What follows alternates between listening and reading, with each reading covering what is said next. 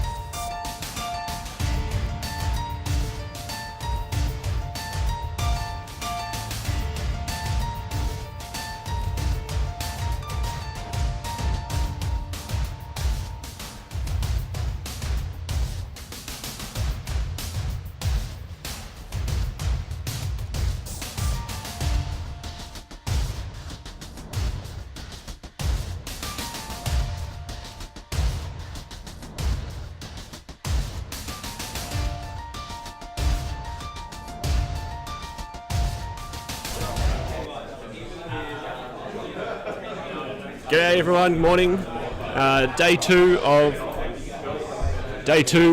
the Age of Sigmar Australian Masters for 2018. I'm joined again by Anthony. How are you? Hey, mate, I am pumped. 10 foot tall and bulletproof. What an awesome day we had yesterday. Yeah, no, it was great. We saw three great games on the stream, but we also had another mass 30 odd happening in the room that were equally as fantastic. There was a lot of stories to tell last night, a lot of really intense sort of moments that came through, but we tried to relay as many of them as we could, but I'm sure we no doubt missed a few. Oh, mate, we had some exceptional games. We had round one, which was like the anti-magic round. Nobody could cast a spell in this whole room.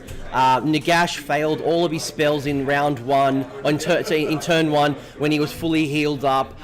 We had, Gemma struggling to get off some of those, really important Nurgle spells from the Thricefold Battalion. It was just an anti-magic field, so... Yeah, it was. But then I think in round two, I think it flipped around. We had a Zench player destroy 2 Star Drakes in a single magic or hero phase, a single round of magic. 12 damage from 2 spells, and it was just like absolutely pure destruction happening. So it was a bit of carnage in round two, so it'll be interesting to see what happens today. So yesterday we just grabbed some interesting looking matchups for you and put them on stream. Today we're going to focus on the top tables. Now this morning we have essentially what is table 2. One of our players from table 1 didn't really want to come on, so that's fine. We're not going to force people to do it. So we'll get you some updates as often as we can about that game. But for today, we've got essentially our table 2 matchup here, and we have, as was showing up before, we've got Mr. Ash McEwen and Chris Welfare. Yeah, and as two people who have played on Warhammer television, it's more than just putting a camera on and looking at a screen. There's a lot of more things that go on, so we fully appreciate why someone might not want to come on the stream. Yeah. However, we have an awesome game, a very strategic game. So 2 players who are at the top of their game. They play very, very well. They know their armies. They do exceptionally well in the scene. This one should be a pure strategic genius piece. I'm looking forward to seeing how it unfolds. Yeah, no, it should be really good, and it's an interesting matchup as well. So we'll see. We'll see how it goes. So we'll flip it over to the table view, so you can start getting a look. The players are just getting their setup done at the moment. So as you can see there, we've got. I just need to erase the scoreboard. I'll fix that up in a sec. But there we have Ash and Chris. And Ash today is playing with a Zench army. What's in that one? What do we got here? Yeah, so Ash McEwen is a Legion Zench, has been playing this army for quite a while. So, in the old edition, he was playing a lot of destruction, moved over in GBH 17, and really hasn't looked back with Zench, and love that he's committed to it, even though they've had a few changes. So, what is in the list? He is from the mortal realms of Shimon. He has a Lord of Change, which is his general. The Lord of Change has magical supremacy as a trait. His artifact is the Mark of the Conjurer. He also has a Gaunt Summoner with the Chaos Familiars, which comes with the Wellspring of Arcane Might artifact. He has a Magister. Now he has an Ogoroid Thermitage, which you don't really see very often in Zench lists.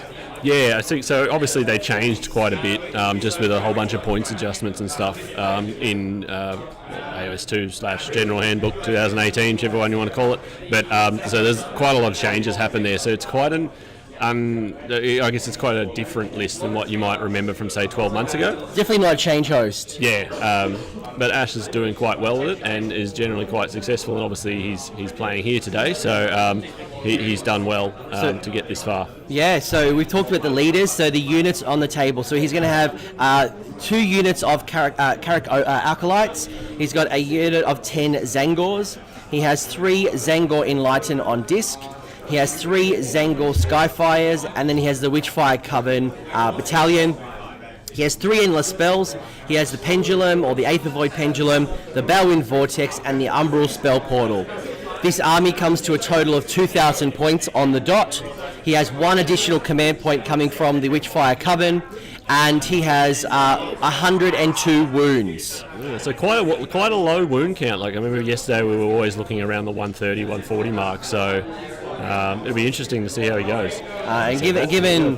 Given that he has, I guess, 3 endless spells, probably the most endless spells we've seen so far on the Master stream. So we've seen 1 or 2 here and there, but he's got 3. Yeah, I think so. I think we've seen 2 yesterday with the Tim McDivitt's Death Army. Legion of Sacrament, Legion had of 2. Sacrament had 2. Other than that, everyone's only sort of looking at 1, if not any at all. So. Alright, so on the other side of the table we have Chris Welfare. So Chris is running a Sylvaneth force that's from Ulgu. One day I'll learn how to pronounce all the mortal realms, but today is not that day. So his leaders, so he has Alariel the Everqueen, Spirit of Durthu, who is the general. His trait is Gift of Gairan, and his artifact Doppelganger Cloak. He has a Branch Wraith with Ranu's Lamentiri. He has another Branch Wraith with the Acorn of Ages. So essentially one casts a bit better, one has an automatic Wildwood up its sleeve. That's what it boils down to. 30 Dryads, 10 Dryads, 10 Dryads, 10 Dryads, the Forest Folk Battalion, and the Winterleaf Wargrove. So he has basically the sort of anti-chaos Wargrove in a way. It's basically what it is. So it's pretty helpful considering how many chaos are at this tournament. Yeah, and he's matched up today against obviously the Zench army. So it'll be an interesting matchup. One being somewhat specialised at killing chaos, and the other one potentially putting out a decent number of mortal wounds, which the Sylvaneth themselves tend to not enjoy. So Chris's army comes in for a total of 2,000 points, 2 extra command points from those battalions, or battalion within a battalion, and 98 wounds. So actually less than 102. So 2 armies that are quite low, quite low in terms of wound count. So there's not going to be a lot of models on the table. Having said that, there's 60 Dryads, but there's not going to be a lot of durable sort of stuff on the table in the game. So I think there'll be a lot of focus around the units that are tough, and then we'll see how it goes. However, in saying that, we know Alariel can summon a free unit. So she can summon a Tree Lord, she can summon some Kurnoth, she could summon some Dryads. So depending on how the battle goes, there's approximately 300 points up for grabs. And Sylvaneth, we also know, have a bunch of summoning as well. So yeah, so it's going to be interesting to see this one. So I had a point and I've forgotten it. We also got Chromatic Cogs. We've got an endless spell in this list as well. We do too. So I realised I read over the cogs. So there is. I got too excited about anti-chaos. Yeah, I know. It's going to be interesting. I really want to see this one. But so as you can see there, the players are just sort of setting up. The pre-game Wildwood has popped out. Has popped out on top right there. Scoreboard's around the right way, so we do have Chris on the top of the screen and Ash on the bottom of the screen, so we don't have to flip it today. It makes it a little bit easier. Yeah, I mean, one thing I'm really interested to see from Chris is how he's going to use that cogs. We know that Sylvaneth are a very fast army. They've got a lot of movement shenanigans from the Wildwoods. Is he going to look to use the cogs to increase the speed? Is he going to be like a DJ, twisting it a little bit and getting that additional spell? Or how's that going to play out? It's interesting. And Chris has 2 additional command points up his sleeve, so... So Durthu doesn't have an inbuilt command ability. Alariel has hers, and obviously there's the generic ones to pick from.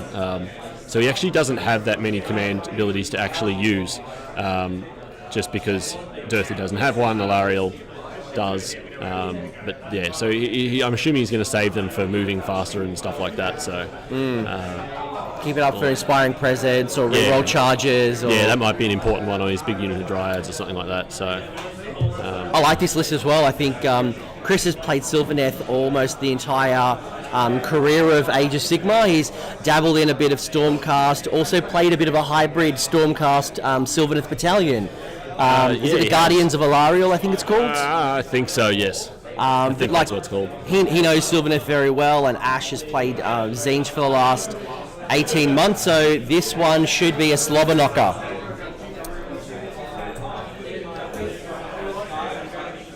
Yeah, so the players are just sorting out So the scenario we should probably talk about. Hey, We should talk about the scenario. Yes. yeah. So as has been the the pattern, I guess, for the weekend, the way it's working. So the scenarios all rolled randomly. So this one was rolled up this morning, and we are playing Total Conquest. We are. So 18 scenarios are up for grabs. We've currently, so what have we played so far? We've had game one was, we've had Escalation so far. We've had Total Commitment. So Total Commitment was first on the stream. We had Escalation, we had Duality of Death, and now we've got Total Conquest. So Total Conquest is from the General's Handbook 2018. What is it all about? So you can see that the deployment map is a little bit split up. So it's a little bit different than traditional deployment maps, which makes it interesting. You have a little bit of a space that is much wider than you normally would have, but equally on the other side you have a much smaller deployment. So they'll be fighting for 4 objectives. You can see that are approximately, I think it's 18 and 18. I think it works out to be. I think it's about 18 and 8 to 18 and 12. Yeah, so the 4 points, the four objective points come out as 18 and 12. Yeah. I've omitted a line on the little map I drew there. But, there's a map there. How handy is that? There is a map, How but good are you? I've omitted a couple of measurements, I've just realised. But so yeah, they come out as basically being centre of the quarters, essentially. So, 18 and 12. And then there's sort of a zigzag step, you'd call it, that stops those objective points from being on the line. So they've cleaned that up compared to the last edition. The last edition had a bit more of a complicated map. So what's it all about? So we've got 4 objectives that they'll be fighting for. There'll be essentially 2 on each side of the table. The victory conditions are all about the person who scores the most objective points, and should they be equal at the end of the battle, like we saw, you'll score a minor victory with kill points. So how do they score points? Each player is going to score points at the end of their turn. 1 point for the player when they hold their objective, and then they can also get an additional point if they take over an objective that their opponent was holding previously. So should be fascinating, especially if there is a bit of an arm wrestle going back and forth on objectives. Yeah, it could be interesting. There was a question in the chat there about the ladder. So essentially, I've just temporarily replaced part of the screen, but so on the left there, that's essentially where we're sitting at the moment. So that is in order, in order of who's ranked and drawn where. That is basically where we're at. So what we've got from a ladder point of view, so Dave Kerr, the current Master of Age of Sigmar for Australia, is currently on 3-0 in number 1. Michael Crichton, who's playing Sylvaneth, is also 3-0. He's in second. We've got Chris Welfare, which is 3-0, currently in third. Ash McEwen is fourth, is 2-1. We then have Matt Campbell, which is Blades of Corn, in fifth. Chris Tite, which we saw on the stream in game 2, is Seraphon, 2-1. Yep. Also in the 2-1 field, we have Ethan McDonald, Adam Burt, Tim McDivitt, Liam Burnett-Blue, Patrick Nevin. They're all sitting on 2-1. Then in the 1 and 2 field, we have Hayden Walker, Joel McGrath, Luke Taylor, Scott Norwood, Gemma Shepherd, Jesse Perkins, which we saw on the stream game 3, Josh Maha, Dalton Copeland. And then finally, sitting on 0 and 3, we have Corey Ford, Rob Reimers, and Thomas Holdsworth. So that middle is really chunky right now. Yeah, and I guess the important thing to remember is we're talking, this is the Masters here, so all these guys are putting in their best efforts with a list that they're comfortable with and that they feel are competitive. So, some unfortunate story is that someone has to be at the bottom, but, it doesn't mean that they're terrible players, they're just, That's how it stacks out, I guess, in the Masters. But and that was an interesting thing. So LLV, who's in the chat, thank you, brother. Has some amazing statistics when it comes to competitive Age of Sigmar in second edition, and it's been really interesting. We've been going through some armies so far that have win percentages around 50, 60, 70%. Now the thing is, when an army with 60% win rate goes up against a 60% win rate, someone has to lose. So it's no reflection on the players. These players here at the Masters are at the top of the game, and they are some of the best in Australia. So the fact that they're in the Masters, everyone is a winner. But as you guys know, there only can be one winner here, and it's been absolutely exciting to see who is going to take it out. Yeah, no, it's very interesting. Just have a look at the chat. So so everyone's having a bit of a talk about the scene here in Australia. So obviously, this is obviously the sort of the super competitive end of it. That's what people are here for.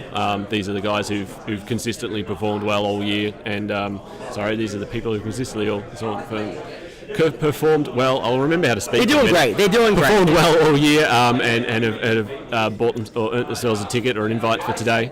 But we've got a range of events sort of all over the country, basically, mostly up and down the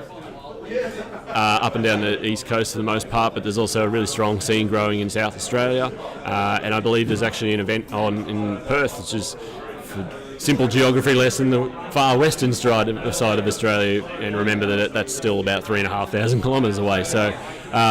So we've got quite a large scene. Next year, I know the events calendar is looking pretty chockers as it is at the moment, so I think there's already about 20 odd events on there. Yeah, I think what's exciting about the Australian Sigmar scene is that CanCon has really led the way over a number of years, and from the trail of CanCon, we've started to have a number of events, and those events have started to grow from 30 to 50. We started seeing events like Sydney GT, Sydney Slaughter, RCGT, a number of these events starting to break that 50 mark and moving towards the 70 to 100. I think next year we're going to start seeing not only 220 at CanCon, but we're also going to start seeing events crack the 100. I know BrisCon's aiming for 100. I know Sydney GT's aiming for 100. There's going to be a whole bunch of 100-player or focused events. So we're just getting bigger and bigger. Yeah, it's definitely growing. So we've got, obviously CanCon's completely smashed it there. So we're on 220 with a waiting list still.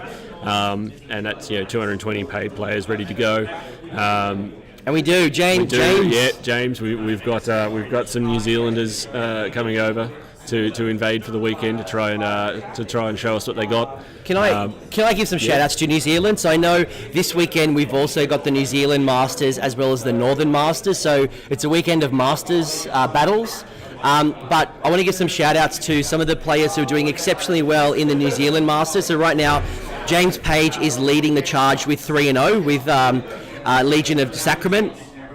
Sean Tubman, which we know from Notorious Hammer, is also 3-0. So I think they're probably playing game 4 right now. I'd imagine they're a few hours. The Daughters of Cain, that one. So that's beautiful. We've got Ben Ricketts. We've got Matt Watkinson. They're in 2-1. Also Jesse Kearns, Matt Britton 2-1. Cameron King 2-1. Lee Wilmot 2-1. Lee's coming over for CanCon. I believe so, yeah. Seth Cook 2-1, Sean Bates 2-1, Mark Williams 2-1. So they're doing the top 20, and I believe 11 of them are staying in the same house together. Yeah, I think they hired a house or something like that. So there could be 11 of them maybe having a bit of a rough morning, but hopefully they're going well. And yes, shout out from the chat around Scotland having their Masters. I believe that is the Northern Masters. Yep. And you're right, so who's kicking butt in the Northern Masters? We've got Nathan Watson, who's current first, is Ideneth Deepkin. That's a bit unusual. Not in regards to them not being good, but it's the first time we're seeing Deepkin taking charge. I love it. Yeah, no, it's interesting. Who else have we got on the line? So we've also got for game... I swiped left, not swipe right. No, I'm lucky I'm not on Tinder. I could be in trouble. What else have we got? We've got Aidan Turner, who's running Legion of Sacrament. What else do we have? We've got JP Gaines, Ganis. God, I've butchered that one already. Legion of Sacrament. We've got Liam Watt, who's Legion of Sacrament. Good Lord, I'm not even going to try that one. We got a Sylvaneth player. We got a player playing Sylvaneth. Yeah, his incredible name that I'm not even going to try to pronounce. His initials are KW. I'm sorry, KW, but I don't know. KW, Mad Love. Witkowski? Something with Witkowski. I apologise. Yeah. So, long story short, if you guys are super interested and you're interested in the Masters for New Zealand or for New Zealand or the Northern guys, Masters. My advice for the Northern guys, it would be to follow Scott Smith, the Wee Man, so @_we_men. and then probably AOS shorts for the New Zealand scene. So we'll try to give you guys updates as we go. But it's a weekend of mastership. Yep. So just quickly check in on the table. So as you can see there, the guys are just sort of setting up. We've got a couple of units of acolytes there hugging the line at the front. Chris has got a large block of dryads at the top around that realm gate. And they're still just sort of midway through, sort of talking through a few different rules and stuff at the moment, just to make sure they've all got it straight in their heads. But so they're just in the middle of deployment at the moment. As for the rest of the room, so yeah, most of the tables are still setting up.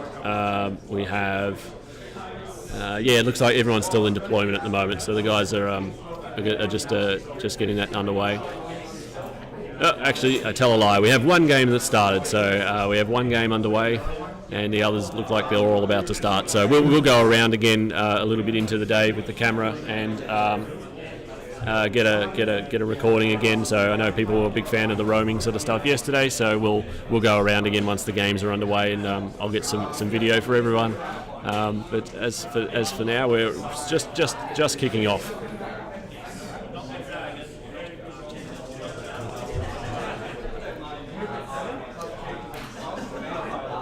So in the meantime, we might actually take a moment to talk about day one analysis. So LLV, thank you again, brother, has sent us through a bit of an analysis for day one. Also, shout out for Warhammer NZ. Go follow James Page as well. So look in the chat. I'm sure there's plenty of Twitter handles to check out. But day one at the Masters, so what have we seen? What is different between Australia's meta versus the global meta? So first off, we might talk about Sylvaneth. So Sylvaneth has 3 players here today out of the 22 players, which is currently a 13% representation at the Masters. And what's really interesting about this is that from a win rate percentage, Sylvaneth average a 56.9% win rate. However, at the Masters, they are 89%. And of the top 3 players who are currently 3-0, we've only got 3 players 3-0. Yep. 2 of them are Sylvaneth. Yeah, so I think they're definitely bucking the trend there in some ways. So we have 1 Disciples of Tzeentch, as you can see. Ash is on stream now. Roughly representative of how things are going around the world. The average win rate's only down on 42, but as Ash is on 2-1, he's currently sitting on 67. So another one to defy the stats and go his own way.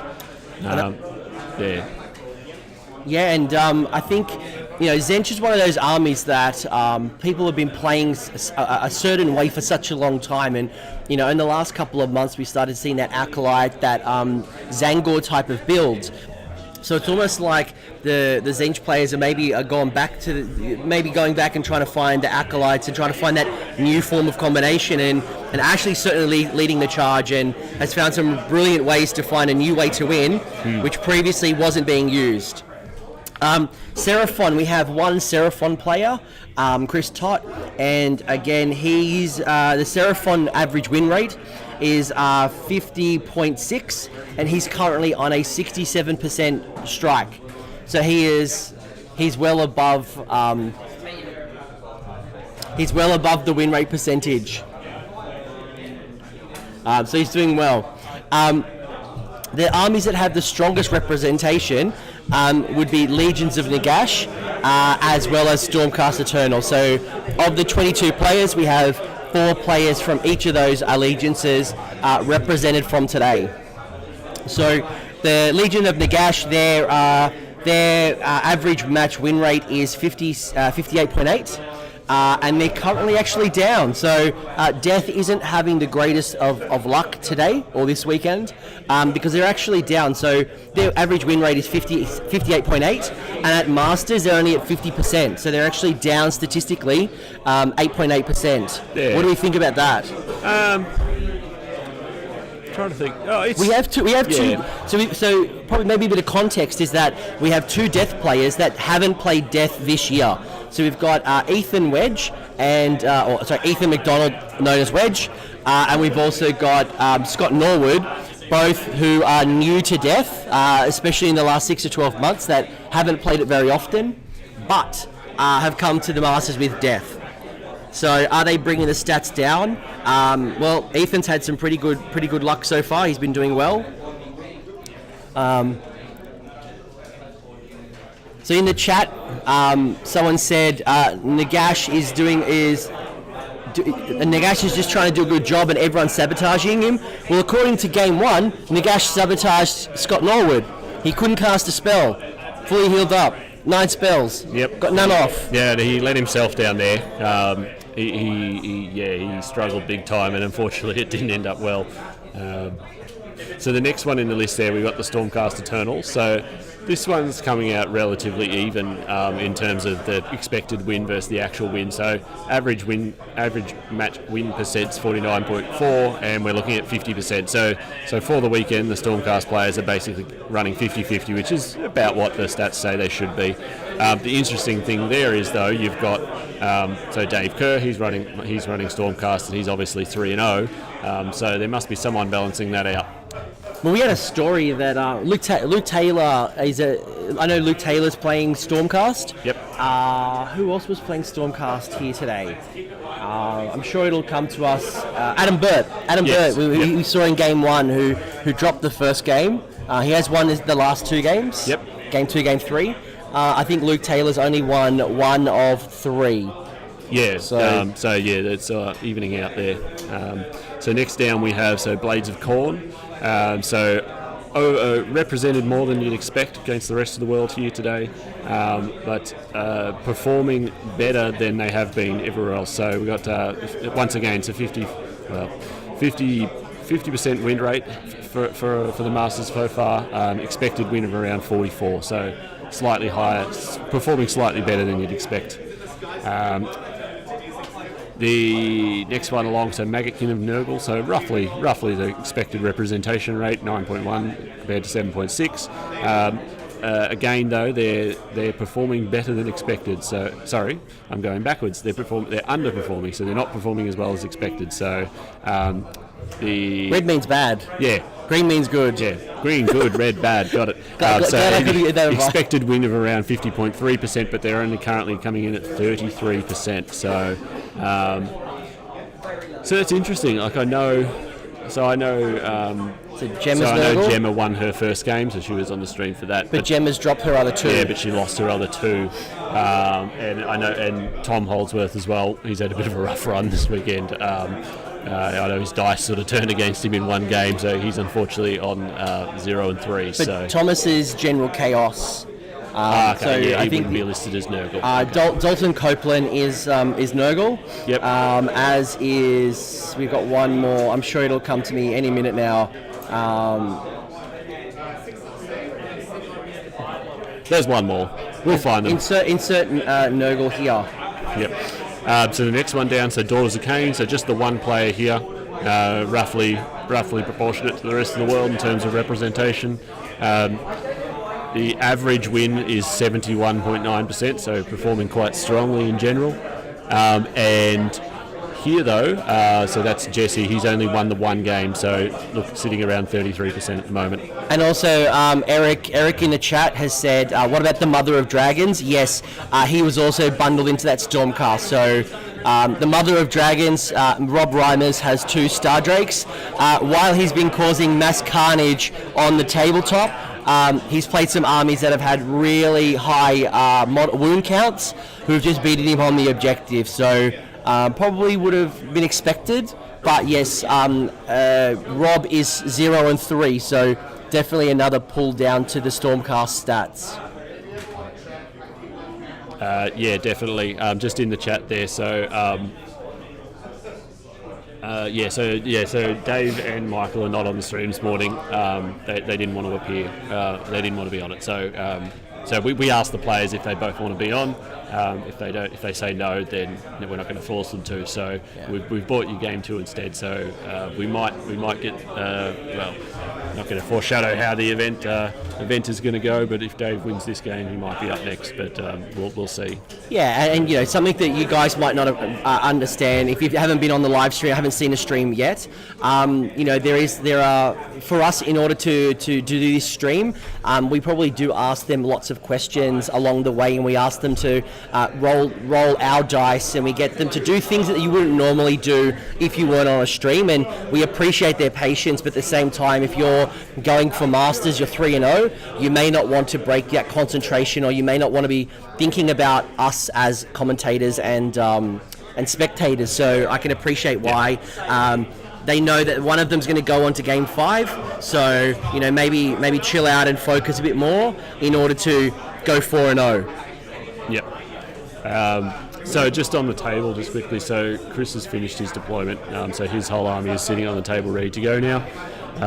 We've got, as you can sort of see there, we've got the Lariel plonked in the middle of the table there.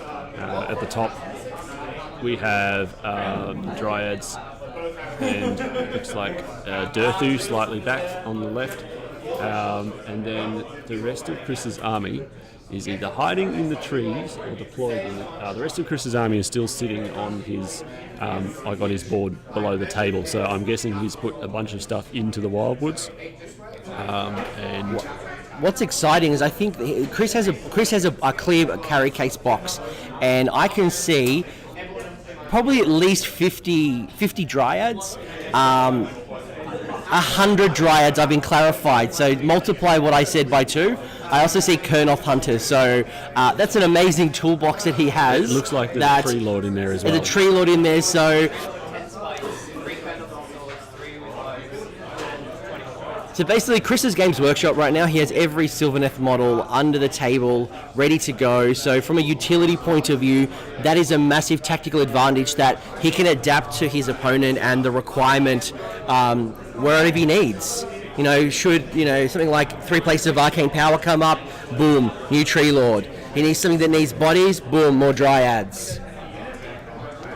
So maybe a question to the chat is, who do we think is going to win this one? Is it going to be Ash McEwen Zench, or is it going to be Chris Welfare's Sylvaneth? I'd like to hear what the chat believes first. Yeah, I think I know what's going to happen, but I'm going to leave it to the chat. I know if we look at the stats, and Ella Bell's made a great point, is that yes, this is a very small sample size. Like if we did this at CanCon, with 220 players, obviously we're going to have a lot richer data, but given that we have the best of the best, we have a small sample size, but a great sample size. If we look at the stats, Sylvaneth, at the Masters here, it's an 89% win rate or a 56% faction win rate. You've got Disciples of Zench, 42% faction win rate, 67. You've got to say the stats are for Sylvaneth. Yeah, you've got to say statistically. Based on the numbers, it says that Sylvaneth has got this, but we've proven that with this sample size that things aren't exactly as they seem. All right, so we see the handshake there, so they're just about to get underway. So Chris is well and truly finished deploying first, so he will have the choice of first turn or second turn.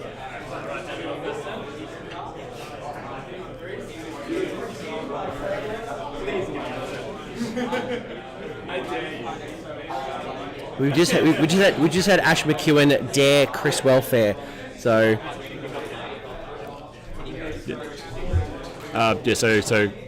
Chris has taken the first turn. Ash was challenging Chris to take the risk and give it to him, but Chris had already ticked "I'm taking first turn" in his book, so I think he did that after he finished deployment. I liked that there was already a challenge. It reminds me of Warhammer Fantasy days where you challenged heroes and you're like, I want to fight you, and you either take it or not. So just before we get started, which we almost forgot, here we go. So Ash is just going to do his Destiny dice. So you can see there, so he's picked up, 3 5s, 3 4s, 2 3, so a whole lot of middle range dice. So no sixes. Ones, no sixes. I mean, he doesn't have any demons, so the ones aren't as powerful. True. He could summon some in. He could, but if he had like pink horrors running around, that one is even more powerful. Yeah. But no sixes. Yeah, the real challenge here is, are they going to remember to move the camera back? They're not.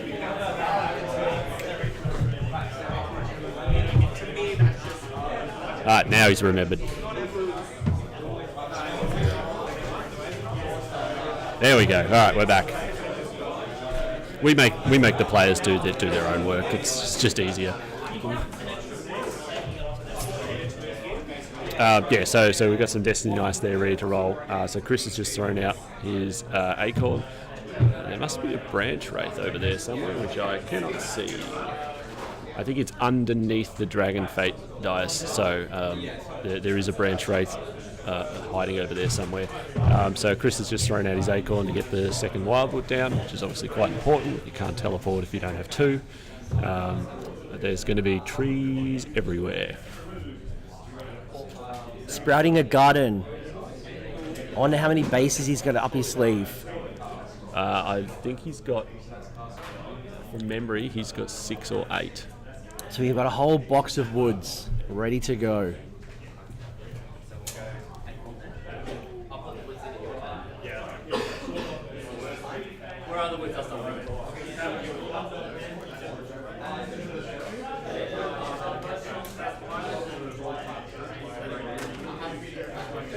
G'day Unicondron. Good to see a Grot brother here. Who else do we have in the chat? LLV, good to see you. Michael, welcome back. I was gonna say hello Thonius, but then I just realised that's you. That's you. I'm right here. Well, hello. Hi. How you doing? Who else do we have in the chat? Horace is back. I know. Horace, a big fan. Dave Kerr's number one fan. I think what was the nickname we gave him yesterday? He is the leader of the Church of Kerr and Latter Day Mangoes. Yes. Was that? Yep. Something like that. Ranger, he's back. Welcome back. G'day, Lady Black Widows. Good to see you. I know we were chatting on Twitter earlier.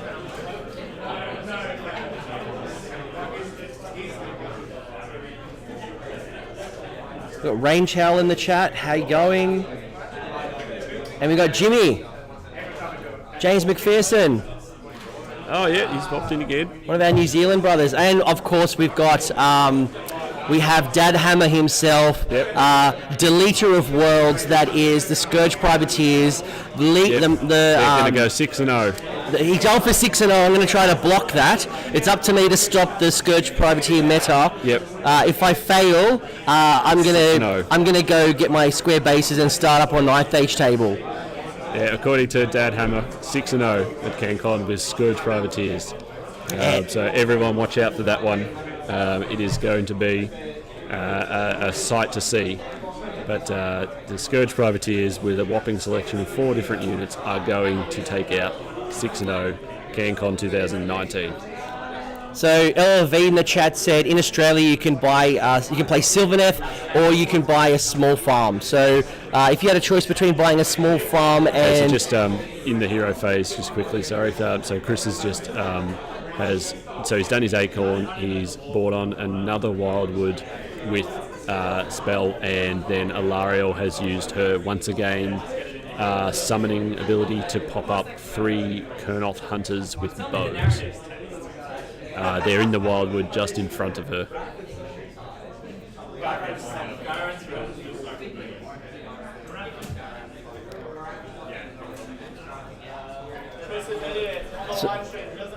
So in the chat, somebody asked who my pick would be, and I'm going to put my money down on Chris Welfare, and I think the reason from a Sylvaneth point of view is the movement shenanigans he's going to be able to apply with the Wildwoods, I think is going to be very valuable in this particular scenario. He's going to be able to body block, he's going to be able to bring up a whole bunch of Dryads. I think he is going to make it very tough for Ash, but at the same time, Ash has done very well so far. So Chris will be looking to protect that 3-0 and go 4-0. And you can already see the damage that Chris is doing in Game 1 by putting down 6 bases so far of Wildwoods. Yep. That's a lot of bases. Yeah, so far we've got 6 Wildwoods. We've got 3. So there are 3 Kurnoth Hunters. There's 3 Kurnoth Hunters in the Wildwoods here. When I say here, I don't know anything. I drew an arrow. Look at that. Well done. So we have 3 Kurnoth Hunters with bows in the Wildwoods just there. And then we have some... so there is a branch wraith basically hiding. So there's a branch wraith basically hiding under there. You can't really see it, but it's underneath the Dragon Fate dais, and it is just brought on. Or it has, rather. Sorry, good English. It has brought on 10 more dryads into that unit, into that wildwood right in front, just there. That's a lot of free stuff happening on that table. Yeah, so he's already added, what's that, so he's already added 300 odd points to his army in the first hero phase. So wow, some armies would kill for that additional summoning. And shout out, g'day to Uncle Touchy. It's a bit. Okay. That sounds really bad, given that I've got this dirty porn star moustache right now. But Uncle Touchy's in the chat.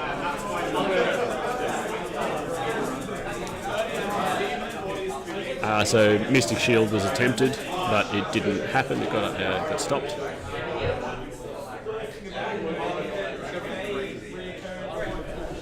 And Chris is just debating, make sure he's remembered the rest of his hero phase and make sure he's got it all under control before he moves on. The exact term he's considering here is, do I go full aggro or not? So we'll see what happens in a moment.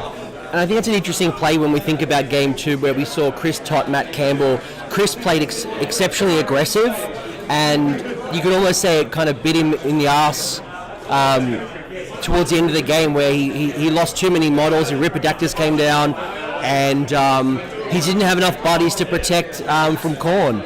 So will we see Chris go too aggressive? Okay, so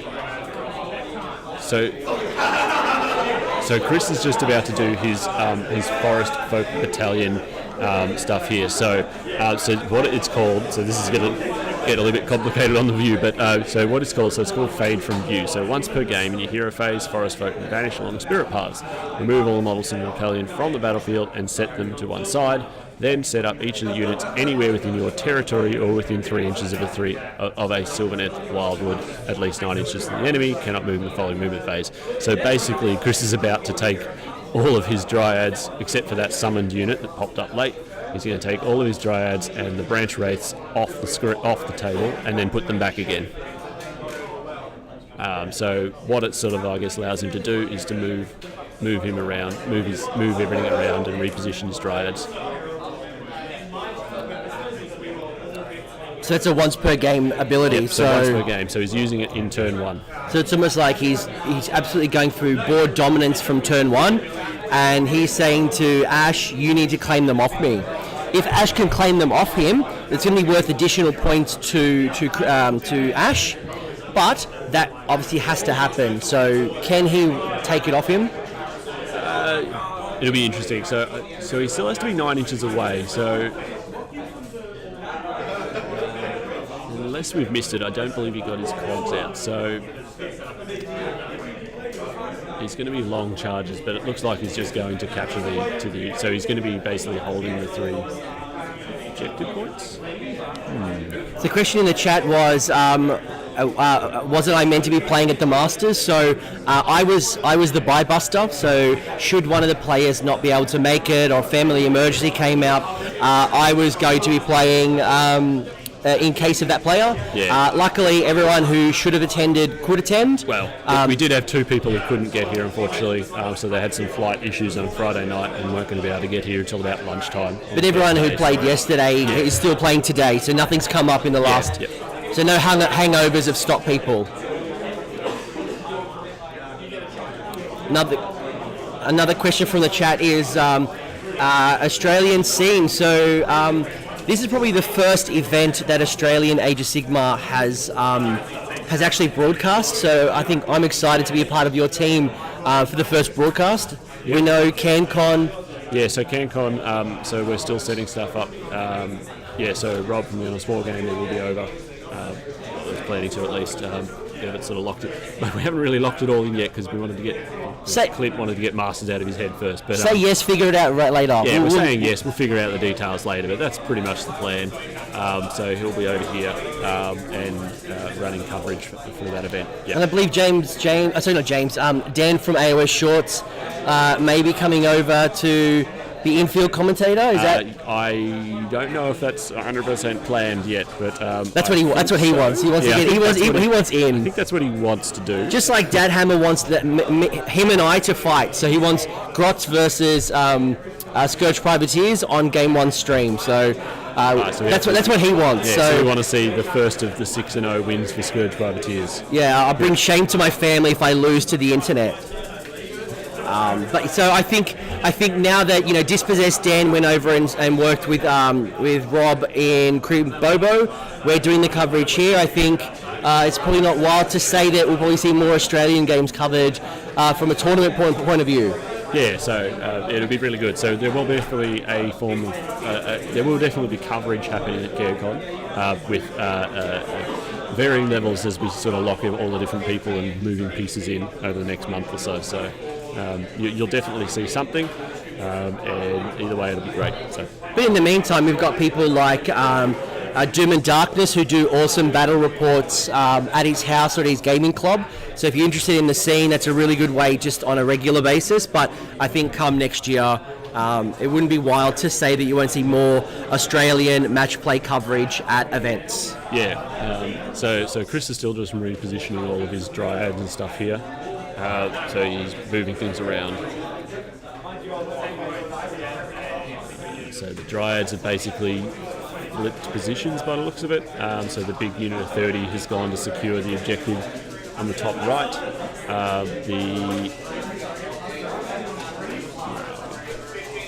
So the big unit of 30 has gone to the top right. The smaller unit of 10 has essentially flipped positions with them to take the top left, which is, I guess, his home objective, we'd call it. And then there's another unit that's sort of backing up the summoned unit to take the bottom left. So Chris is essentially looking at controlling 3 objectives at the end of this turn. And we know that the Sylvaneth Allegiance allows units to travel through the Wildwoods as an Allegiance ability if they start their movement 3 inches. So if they start within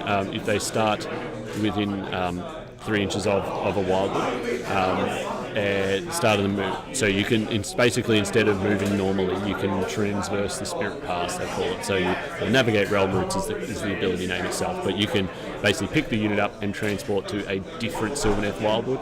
And that's an important distinction, but it's not a problem here because Chris has already got 3 of them on the table, but you can't go from one to the same one. It has to be a separate one, so that's why getting that second wildwood down is really important. And then there's a table you roll on, you potentially get lost or delayed, or if you roll really well and pull a big 6 out, you can actually move again. So you can, if you roll well, teleport, move again and set yourself up for a nice easy charge. And people models like Durthu, I believe, they roll a 1 or they can't fail that roll. The Tree Lords can't get lost. So the Tree Lords can't get stuck and do nothing for the rest of the turn. Right, so there's definitely a risk when it comes to the Dryads and the Kurnoths, but it's a pretty high percentage you're going to be moving through the Wildwoods.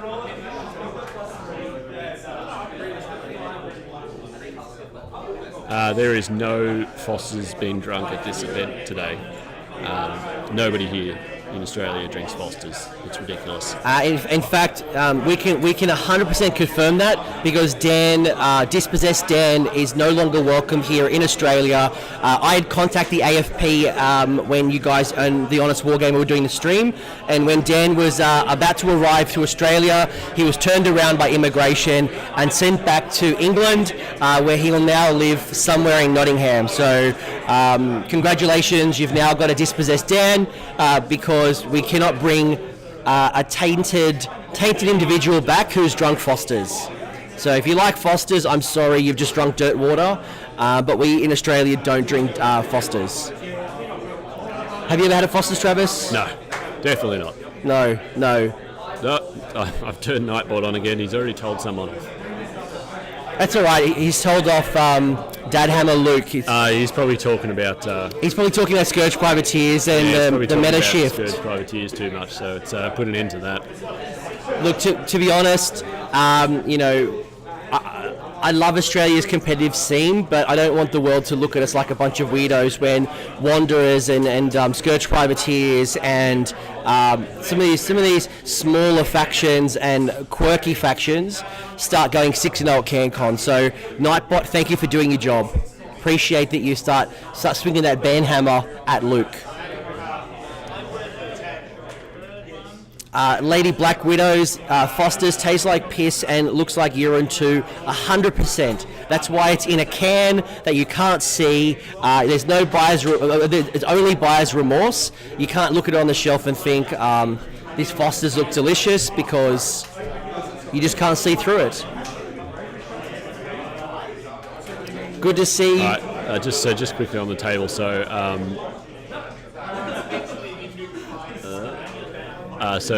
Chris is he's basically done with his hero. He's done his battalion manoeuvre. So he's done the fade review, and he's also just teleporting around Durthu as well. So Durthu has moved over to the top right there. Durthu will well and truly.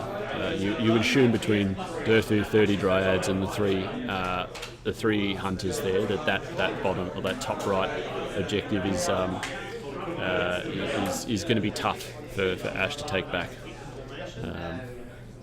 Durthu's a bit of a mixed bag this weekend. He can be a little bit hit and miss, but there's also a Lariel in the middle there, so. Michael Tomo, nobody's 4-0 yet because this is game 4. So, assuming that either Chris Welfare, Michael Crichton, or someone's definitely going to be 4-0. Yeah, at least one person will be, possibly two, depending on what happens on this table that you're seeing. There are 3 players who are 3-0 right now. 2 of them are playing each other, so that's Dave Kerr and Michael Crichton. So one of those guys will be 4-0. And then should Chris win here, he'll be 4-0. If Chris doesn't win and Ash wins, he is not 3-0 currently. He'll go 3-1. So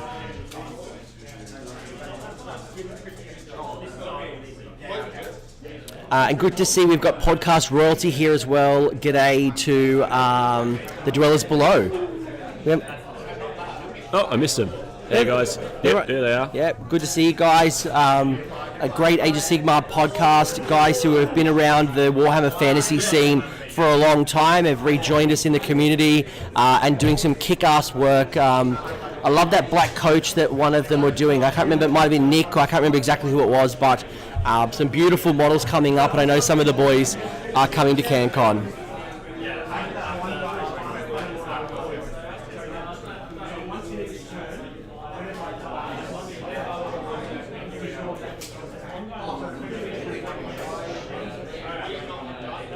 All right, so Chris has done all of his movement shenanigans. He's teleported around, he's faded and reappeared, he's swapped all of his army around. So it was always going to be a lengthy first movement phase, or hero end movement phase for Chris here, just because there's a lot of positioning to do. Yeah. So the Kurnoff hunters here are taking a shot at the Lord of Change. Ooh. Oh, maybe not. He might be changing his mind. How many hangovers are in the house? There are definitely a few. I think there is a few. Leading the charge was the Overlord himself, Joel McGrath, who looked like he regretted life this morning. Jesse Perkins looked like he had a strong one. Jesse had a bit of a big night. I think, well, not a player, but our assistant Theo Dennis. It's his birthday today, so he celebrated last night as well. There are no beers cracked out yet. The Lord of Change has taken 9 wounds from the 3 Kurnoff hunters, so ouch. Well above average rolling there. The Lord of Change has, I think, 14. Let me check that one, but that. And Alariel's going to try and throw her spear to finish it off. So Lord Chicken may be cooked already. Yep, 14 wounds for the Lord of Change.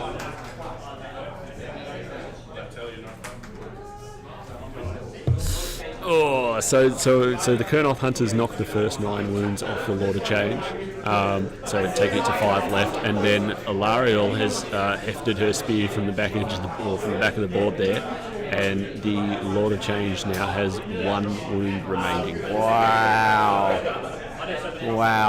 I don't believe Chris has any more shooting though, so We see the Lord of Change is well protected, but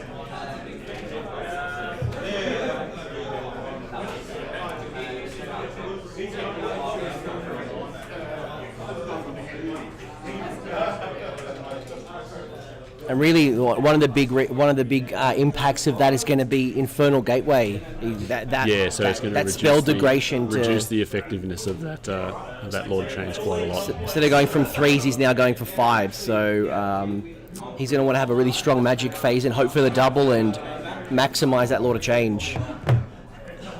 So that's it for Chris's turn. So he takes the 3 points there, and it's now over to Ash for his first turn.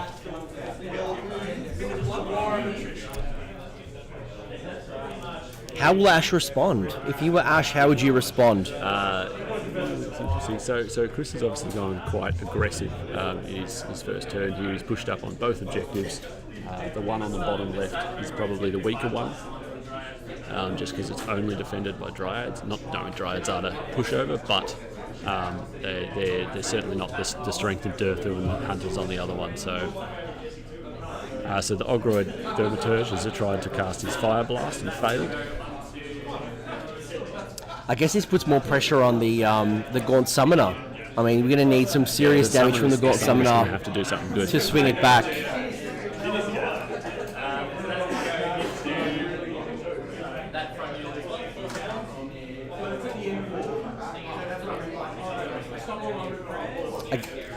And the banners there from the Zangor, I think it was, have just chipped off 1 damage, 1 wound worth of the Dryads. I guess as well, it might put a bit of pressure on maybe that Magister to try to get a Chaos Spawn on the table. So if you can cast that Bolt of Zench and get some mortal wounds off and slay some models, on that 4-up he's going to get a Chaos Spawn. So those bodies, that could be a nice body or 2. Yeah, Ash has hidden his summoning tray. I don't know what he's done with it. I can't see what he's got available. He had 2 5s. No, he's available models. His models to summon. Yeah, I was looking for it before. I don't know where he's put it. I think he's hidden it from us.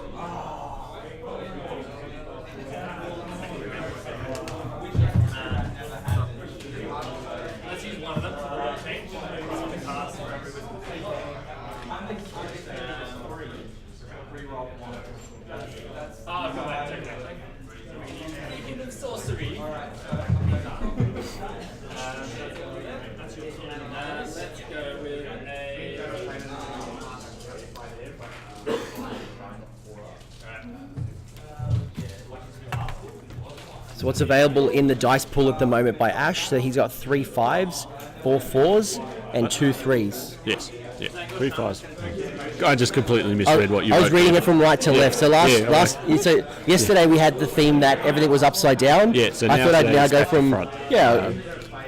So we're going to start the Battle Shock phase and work our way backwards.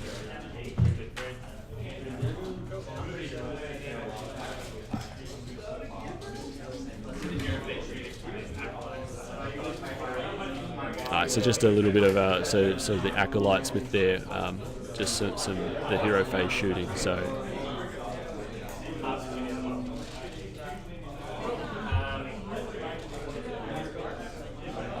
yeah, so just trying to chip a few wounds off with some hero phase shooting, and Ash is just considering his options. He's still got most of his spells to do. So the Thaumaturge, who only had 1 option, had a shot with his Fire Blast, and it didn't work. But the rest of his spells he's working his way through now. So, and according to Ash, he's got a trick that he's going to try and do. So it'll be interesting to see what happens here. And I guess, as a spellcaster, he needs to watch out where he's casting the spells to ensure that he doesn't awaken the woods. So while that doesn't impact him right now, I guess coming into turn 2 and turn 3, that wood dominance could really chip off some free wounds. Yep, definitely could.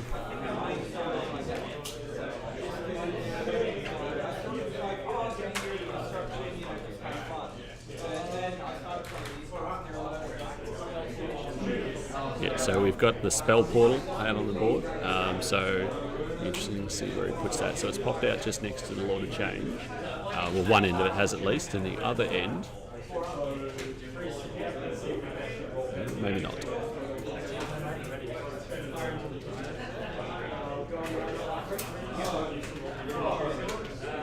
Okay, so sorry, change of plans. He's putting one end of it next to the summoner, and then the other end of it is going to pop out way across the battlefield, right in front of Dirthy by the looks of things.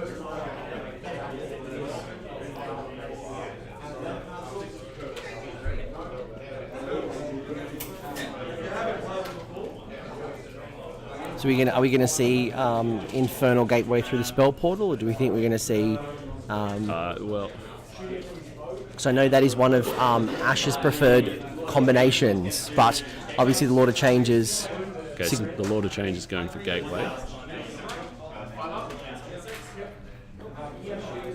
And Chris is going to let it go.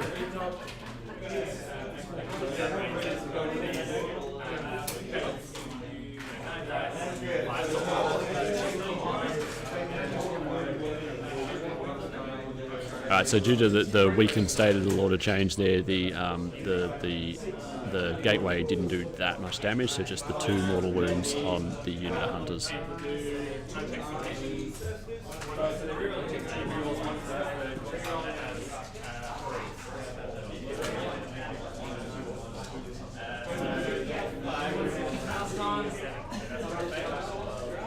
So attempted to cast Unchecked Mutation, didn't work.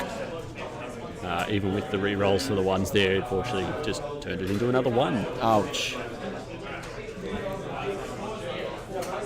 Ash should be really going for a strong magic phase in order to swing some of the momentum back.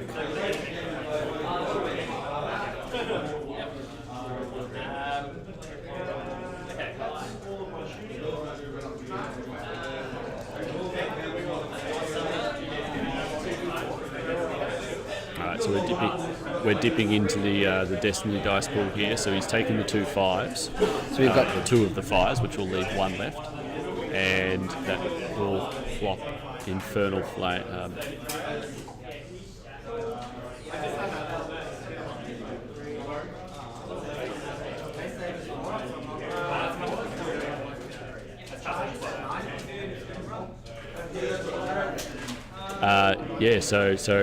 Yeah, we're just checking there. So so Infernal Flames coming through the spell portal. There is going onto that large unit of 30 Dryads. So he's hitting every one of them. So they're probably going to suffer quite badly. But we'll see how the roll goes here. Was this Infernal Flames? Infernal Flames, yeah. So he's going for a 4+. Yeah, so 30 dice. So we expect 15 dice. So we'll see what happens.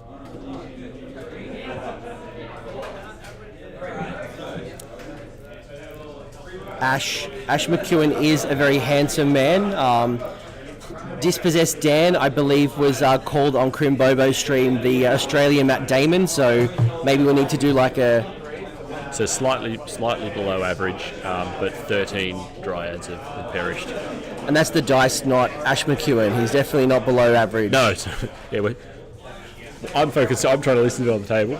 Anthony's talking about the appearance of the players, but so just a careful distinction there.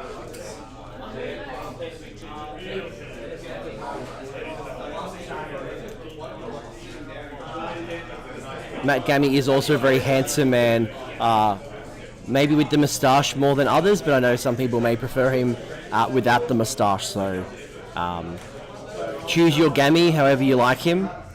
But we're starting to see some of those Dryads get taken off the table. Do we know how many were removed? It should be 13 Dryads coming off here. 13 Dryads of the unit of 30. So Chris has still got plenty of command points up his sleeve, so I think he's still sitting on 2 at the moment. So he can, and there's definitely a character over there, so he can make them immune to Battle Shock if he wanted to. Because we know Chris has... did he use a command point in his first turn? Yeah, so he would, but he starts on 2. He started off with 2. Gained 1, used 1, so he still should have 2. He's still on 2. He didn't try to re-roll any of his charges, so he should still be sitting on 2 at the moment. Yep.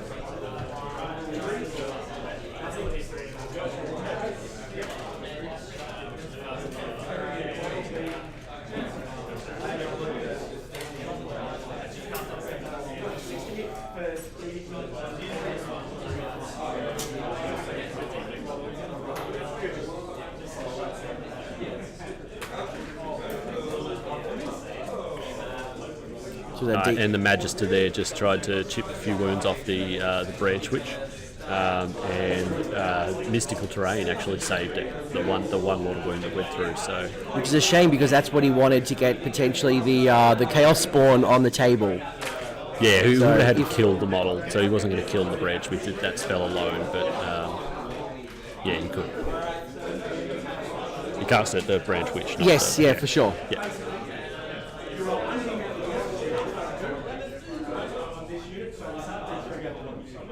Sorry, I've been playing Grots for too long. That everything's got like a 4. My Grots have like a 4 wound shaman, so everything dies so easily. Like I get excited with 6 wounds now. Should be a cakewalk for the Scourge Privateers in round 1 at CanCon then. Oh, it could be like paving the golden road to CanCon for Luke.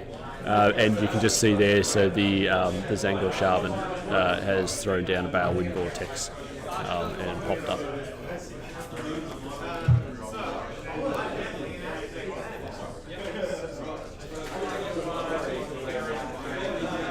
So Dennis is just doing the rounds of the tables now and getting some updates and notes for us. So we should have an update for you shortly. And I saw him stop by Dave and Michael on table 1, but not 1 for today. So Dave Kerr and Michael Crichton. So we should have an update for everyone shortly.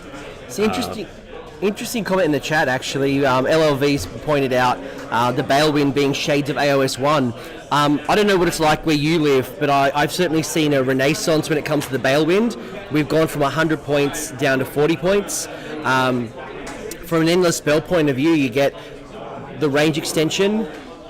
Yeah, you get the extra spell. It's not as much as before, but you do get so you get the range extension and the extra spell. It's 40 points as opposed to 100. So I've started using my Balewind. In fact, my Masters list had a Balewind. Yep. My CanCon list is playing around with a Balewind. Yeah. So spell into Dirthu there for D6 mortal wounds. Put 5 mortal wounds. I believe that's Chris Stratford there, potentially Stratty. So Dirthu is now taken 7 wounds in total. Just with Table 1 and getting updates from Table 1, given that it's someone who's really playing for the Masters, we've got to be really careful on how often and when we can get updates. So we may not get always updates, but we'll try our best to do it without interrupting players. So I know Dave is a very popular man, and we'll try to get updates for everybody without interrupting their path to Masters. Speaking of, Dennis has just come around. It's his birthday, and we're putting Dennis to work. Happy birthday, legend. But we ain't putting him to work. This is Masters. It's not a free ride here. I didn't buy you a birthday cake for nothing. It's not even a Coles cake. It's a delicious cake that was made by the people who have been supplying David Jones cake for the last 100 years. So very delicious. And I bought candles this morning. But what has Dennis got for me? Now I put pressure on him. He's going to get better quality updates. So we do have an update from Table 1, which is Dave Kerr versus Michael Crichton, and it is very close. A lot of strategic play going on at the moment, and it looks like that Michael attempted an alpha strike with something within the Sylvaneth, and it didn't go well. So I've sort of been trying to keep an eye on it. He definitely pushed up with some Wildwoods and tried to pop through, but it didn't seem to work because he didn't get many charges or anything out of it or anything like that. So I don't think it really came off for him. And there's certainly been a lot of walking around the table, considering angles, measurements, distances, and both players are really deep in thought. So they're obviously considering their options very carefully, and it's going to be quite a close battle by the looks of things. What we've learnt though is that when Dave Kerr is comfortable, he takes his shoes off and he games without shoes. He's in his socks. Yes, but his shoes are on. The shoes are on at the moment, so he's not in that 100% comfort zone right now. This is game face. He's ready. Yeah. So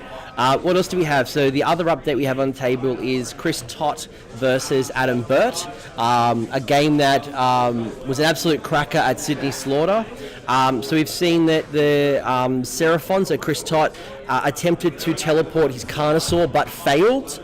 And we know yesterday that Carnosaur did 72 damage to Skaven Tom through a command point stack. Yeah, so against a monster, yeah. So that if he buffed up that Carnosaur and then it didn't pay off, that could be quite devastating for him. In the return, though, so Rain of Stars from the Star Drake has killed all of the skink characters. So Chris has lost. So I think he had a Star Priest and a Skink Priest. So he's lost his general and the Skink Star Priest as well. But he still has a Dread Saurian running around, two Carnosaurs. Yeah, but I can see the Dread Saurian from here, so it's pretty hard to miss. But it's an amazing monster mash over there. You've got a Star Drake, you've got a Dread Saurian, you've got two Carnosaurs running through the flank. What an absolute cracking battle! Yeah, it looks as though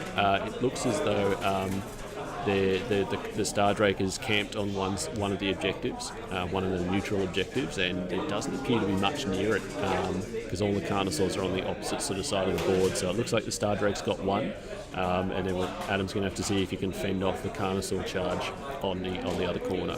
The update from Dave Kerr versus Michael was that it's a very close game, very strategic happening.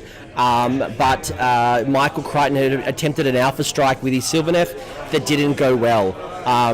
Nice shout out to Sean Tubman, who's one of the two Seans on Notorious Hammer, an amazing New Zealand podcast, who's currently won his 4th round at the New Zealand Masters, going into Game 5, 4-0. Absolute awesome. If you haven't checked out Notorious Hammer on the podcast or the Twitter, definitely check them out. Do great work. Big Sean and Little Sean. Yep. Yeah, definitely get into it. So back on the stream here, so Ash has got through his magic phase. He's chipped off quite a few Dryads, I think 13, 15 in the end died. The Branch Wraith didn't take any damage, the Mystical saved her, but Dryad Durthu has taken 8 wounds in total, so that bottom, top right corner on the stream there, so Ash has pushed up on that quite hard. He's just finished his movement phase, and we're about to see some summoning happen. So Durthu's got taken 8 wounds? So 8 wounds, so he's got 4 left. He's got 4 left, so what's scary is that his Guardian Sword still does D6 damage. Yeah, so he maintains his potential for damage for quite a while. Obviously a big difference between the straight 6 and the D6 though, but he is potentially still putting out a fair bit of damage.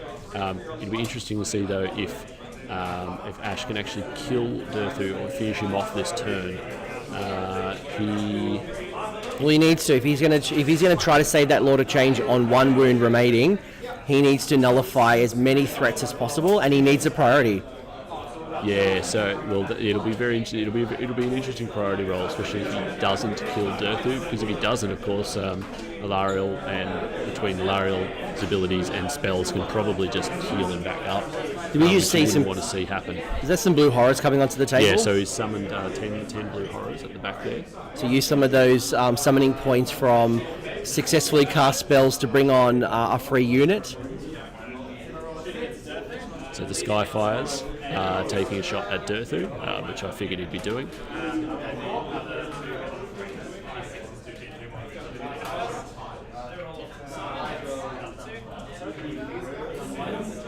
Alright, so the Skyfires haven't done any mortal wounds.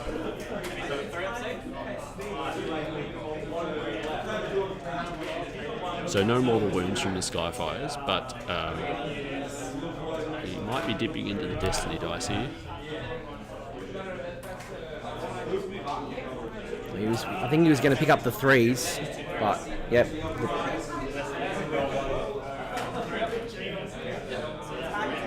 Alright, so he's dipped into the Destiny dice, put through 2 of the wound rolls automatically, and there's another one that he rolled that successfully wounded as well, so total of D3 damage. So my mistake, he only taken 7 before, so now he's taken 8 with 4 remaining. Gotcha. So Ash still has 4 4s in his Destiny pool. He's used his 3 5s, his 2 3s, and has 4 4s remaining.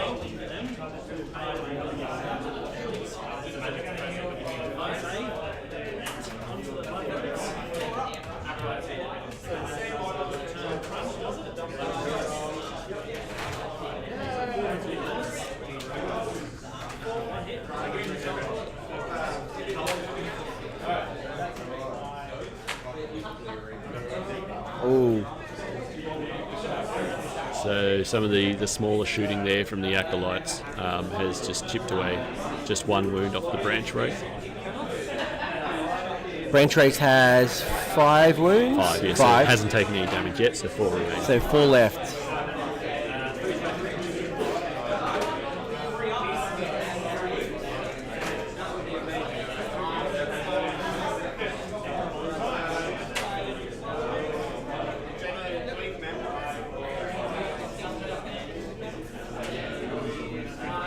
So you may recognise Ash. So Ash was the last Australian to play on Warhammer television. So Trav, you were first. I was second. I fortunately made it over there.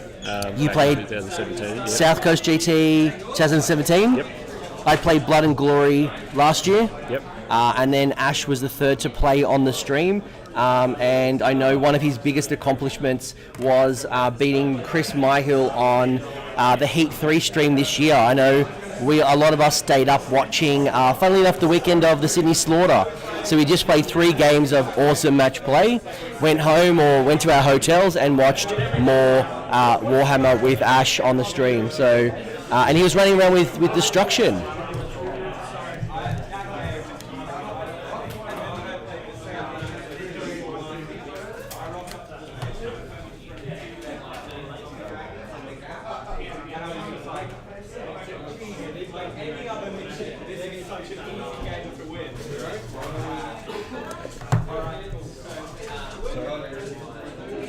The battery's dead in my camera.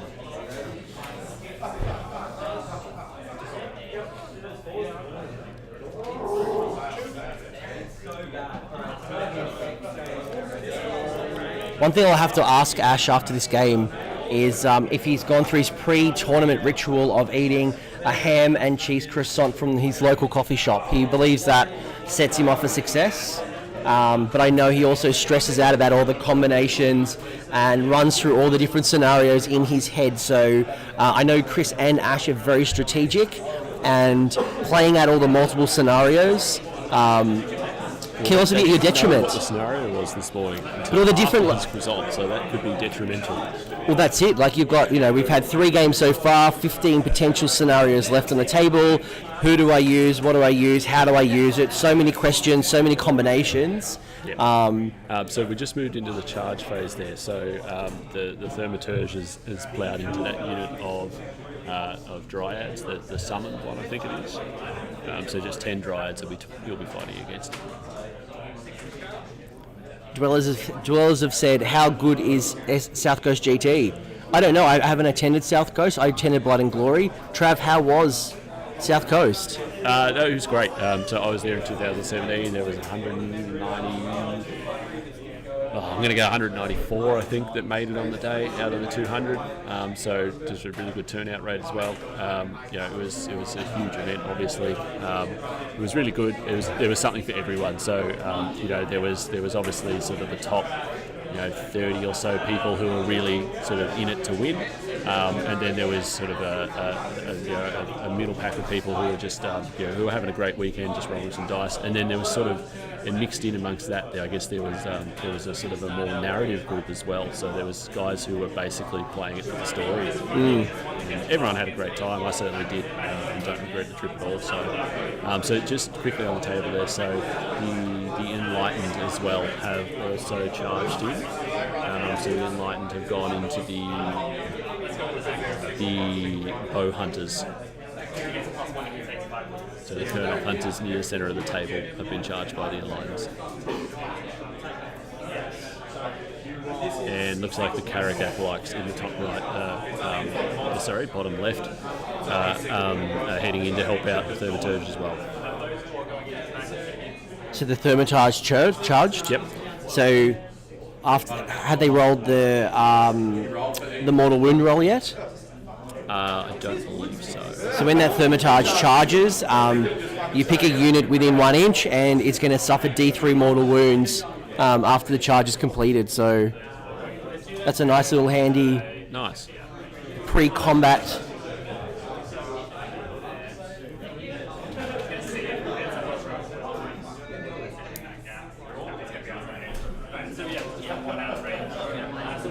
And it looks like we've had one game wrap up already, which would be looks like Luke one's wrapped Taylor. up early.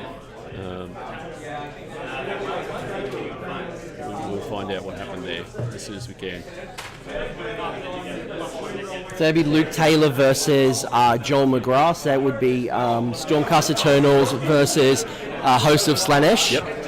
So we'll wait for that result. Yeah, we'll get the results as soon as we can and start feeding it through, but they're still just sort of filling stuff out and going through it at the moment. So.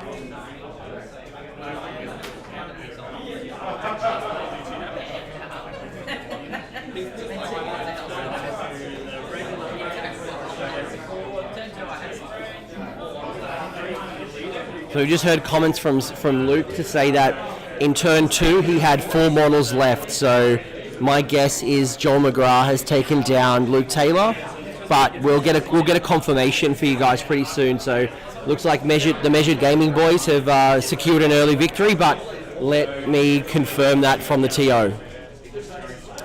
And if that question is for us, this is a 5-game tournament. So yeah, so 5 games. So this one's number 4, and then one more just after lunch. To work out the best of the best, our TO, our Herald of War, Clint, believes we only need 5 to define the master. So we've only got 3 players currently on 3-0. So potentially after this we'll have 2 on 4-0, and then those 2 will play off, and then we've got our winner.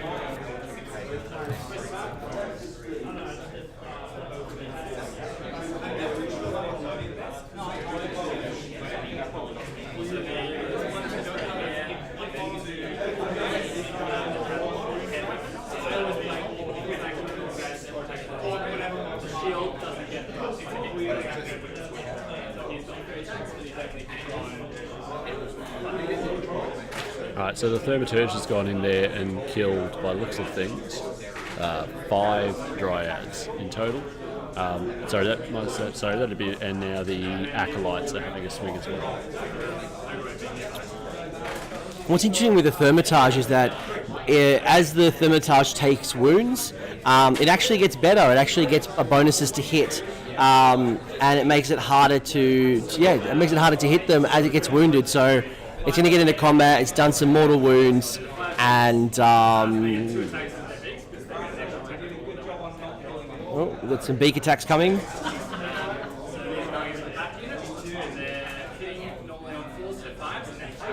So the Zangor are in there as well. But the Zangor are in there as well. And they're going into there is actually 2 units of Dryads in amongst that Wildwood. So one is the summoned unit, one is the battalion unit. So this Zangor attacking, splitting their attacks, half onto that unit, half onto the other. But we can see Chris is taking off a few Dryads. They look like 8 have gone down so far. So Dwellers Below, talking about 5-game events not being tournaments. Mate, you got to get out of the old world. We're in the new world here. Five games are a tournament. So this is still a tournament. Great weekend, allows people to get home to their families with a reasonable amount of time.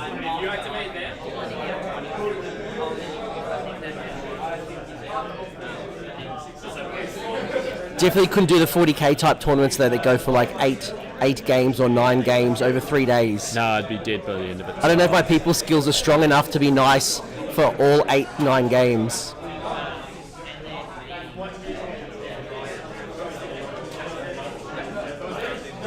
Alright, so Chris has activated his Dryad unit on the bottom left and is going to have a go at bringing down. He's attacking the Ogroid Thaumaturge. It'll be interesting to see if he can do it. It's well and truly against him in terms of odds of actually bringing down the Thaumaturge, but we'll see.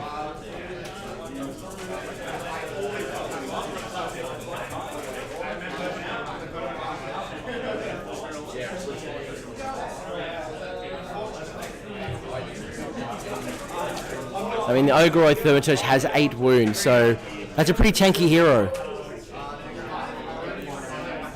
Yeah, so these are the Winterleaf Dryads, so they get the extra attacks if he rolls a 6 to hit. Chris hasn't managed to roll enough though, so he only put through 7 wounds, so he wasn't going to die. and in total 5 of them have slipped through. So the Thaumaturge has got 3 left, I believe. And what's really cool about the Thaumaturge as well, so he's 8 wounds. So now that he's taken 5 wounds, he's going to get +1 to hit, I think it was. Or it makes it -1 to hit. I know he gets benefits. And his profile doesn't degrade. So he's not going to get worse. He's not a true monster, I guess. He's correct. One of those mini monsters that doesn't get worse. So, Michael, we will get some comments once this game's. Yeah, we'll try and get some updates once the results. So those guys are still sorting out their results and stuff. So once they've got their results and stuff sorted out, we'll see if we can find out what happened.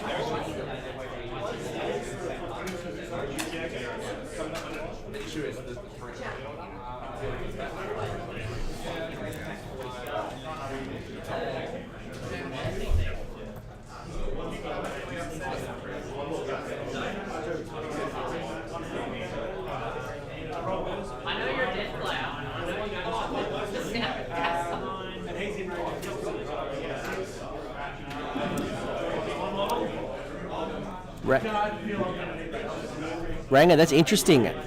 All 18 scenarios. Yeah, so an 18 game. Could you do 18? Could you do 18? Well, let's assume it's a 2,000 pointer. If you do a 2 hour 45 round, 15-minute break, you can do 6 rounds a day, get 6 hours sleep. So 3 days. 3 days living on a total of 18 hours sleep, it could be done. Or if you kept with the structure we currently have, which is 3 games in a day, that's a whole week. That's 7 days. 7? No. 6 days. 6 days. 6 days of gaming. Holy shite. Putting annual leave at work to do a Warhammer tournament. That is it's not a tournament, that is Survivor. Yeah, that's a marathon effort right there. Yeah, people might struggle to get the week off. I think you need like another couple of weeks to get back into. Need another couple of days to recover at the end. Hire a counsellor. Yeah. All the maths hammer swimming through my head.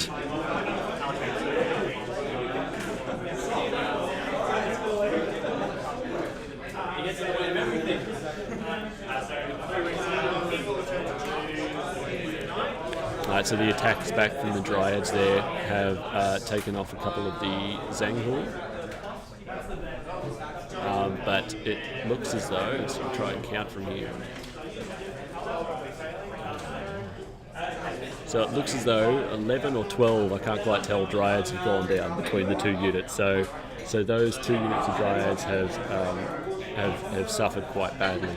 So we were talking before about how Chris might be able to use his command points to stop the units from popping due to battle shock, but we've obviously got that one big unit on the top right that has taken a lot of damage from the spell, and now we've got 2 units of Dryads on the other side that are suffering as well. So Ash might actually manage to take a couple of units off here.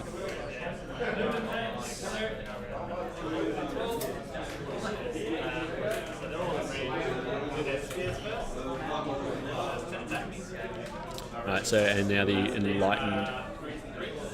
Yeah, so the Enlightened are going into the Kurnoth Hunters. They aren't fighting last in this combat, so that the Kurnoth Hunters themselves haven't fought yet, so they don't get their re-rolls.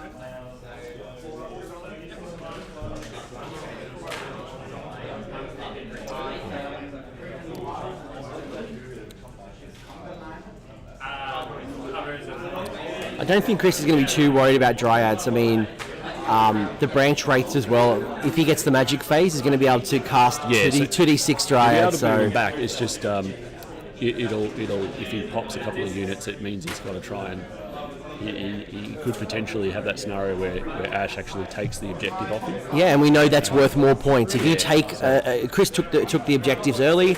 If Ash wrestles them off him, they're worth an additional point each. Yep. If you take it over from that player that turn. Yeah. So yeah, I mean, obviously it could swing back again the other way, but certainly retaking one of those objectives would swing it back in favour of Ash. You have to say here.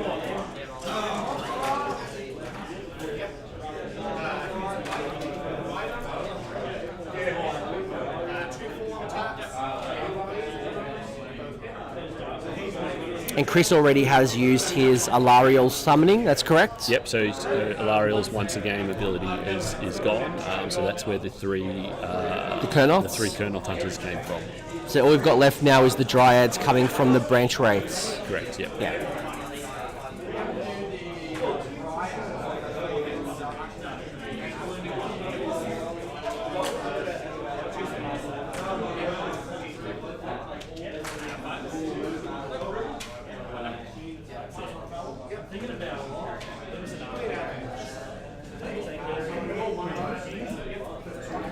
Sounds like there's a lot of love in the chat for the Measured Gaming boys. We've got looks like 4 of them. A couple of fans there, so three technically 4. I know Pat Nevins isn't wearing a Measured shirt. Yeah, he doesn't have a shirt. He doesn't have one of the Hawaiian shirts. Do you count him? I believe he's only like half measured. So I know they certainly give him grief about not having the shirt on a regular basis, but he is from Bendigo. But may not be officially counted as one of the team at the moment. He may not have gone through like the initiation process just yet to get into Measured, which would be 2 slabs of beer. So the shirts came from CanCon this year, so I believe because Pat wasn't there. But we have good club representation here. We've got 2 from the Western Warriors. We have a couple from Clan Filth. We just got this round wrapping up, so how many points did we score? 3? So it looks like Ash did manage to pull back that, so recapture that objective. So he has swung the points back, and we're about to go into the priority roll. So Chris is just quickly taking some dead stuff off the table. But so whose priority is more important? Is it Chris getting it back, or is it Ashley continuing? All right, so Ash has won it with a 5, and he is elected to take the double turn. So that's potentially going to hurt.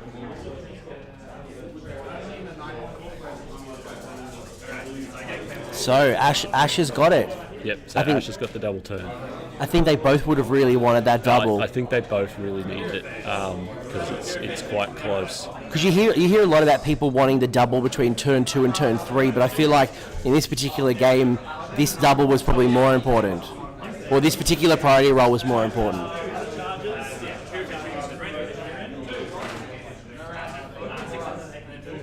Yeah, like that's a good point there. So if Ash didn't get the priority here, the chances of his Keeper of Secrets still being alive at the end of the turn was very low. A lot of change? The lot of change, yeah. He may, look, if things don't go his way, he may revert to, like, worshipping Slaanesh. He might switch allegiances, yes. But you've also got the Ogoroi Thermaturge, who's also wounded, so there's a really good chance he could, should he have lost that priority, some of those key pieces in his army. And Durthu has still only got 4 wounds left now and hasn't had a chance to heal. So I think that priority is very important for Ash, and he'll be very happy that he picked that up. And we know Alariel can heal wounds to Sylvaneth units, so very, very powerful and important priority role. And most of the damage we saw from Ash was in the magic phase. Yeah, most of it was. The Skyfires didn't do a whole lot, but certainly most of it came from there. The charge from the Thaumaturge and the Zangor certainly cleaned up those Dryads, but most of it, the important stuff, came from the magic phase. So.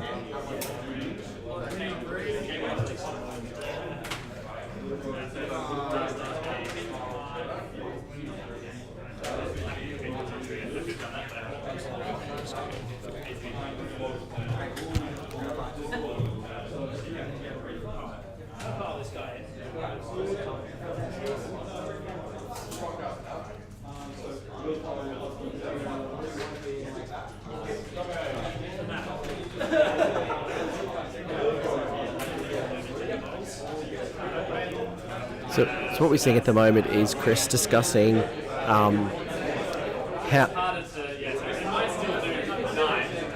Yeah, we're just seeing Chris working out which spells he wants to dispel or attempt to save for later. So 3 mortal wounds was dished out by potentially Infernal Gateway.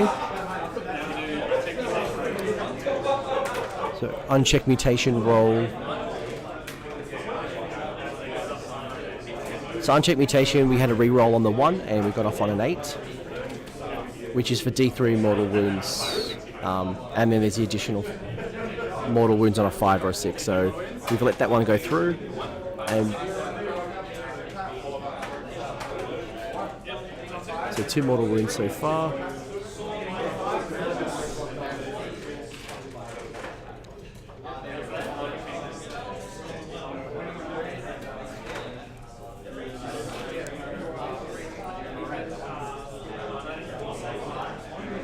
So we've seen 1 Kernoth taken off so far.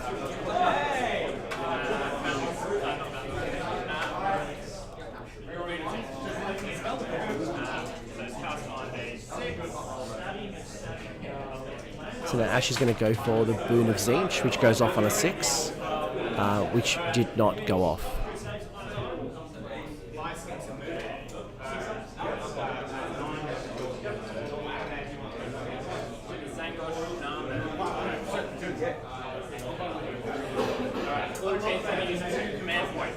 So we're about to burn 2 command points to add +2 to cast from the Bolt of Tzeentch, from the Zangor Shaman.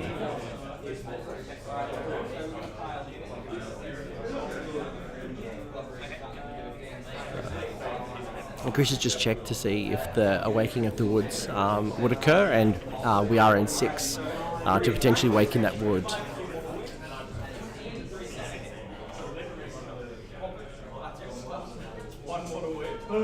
So we're just measuring to see if we're in range to dispel the Bolt of Tzeentch.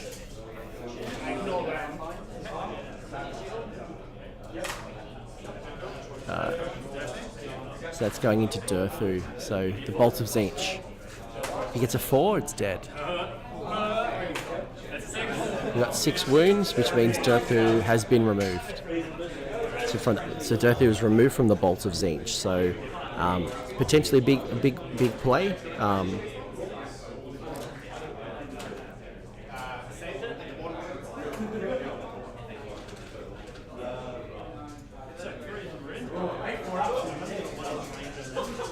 So guys in the chat, how do you think this is going? Do you think Ash is starting to wrestle back the momentum from Chris, or do you think the damage has already been done in turn 1?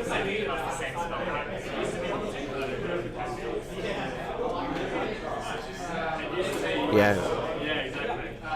LLV thinks that was a huge call, and yeah, I agree. I think definitely losing Durthu, knowing that you're getting the chance to heal, was a big call. That may pay dividends for Ash.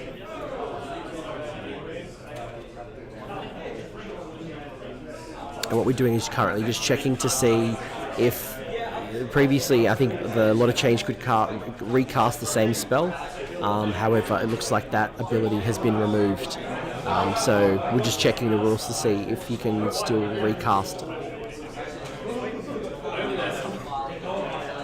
Papa Penne says Ash was his pick to win the Masters, so we won't let those 2 Western Warriors know that's a problem. You should be picking your Western Warrior brethren, but Ash is definitely in a hot seat.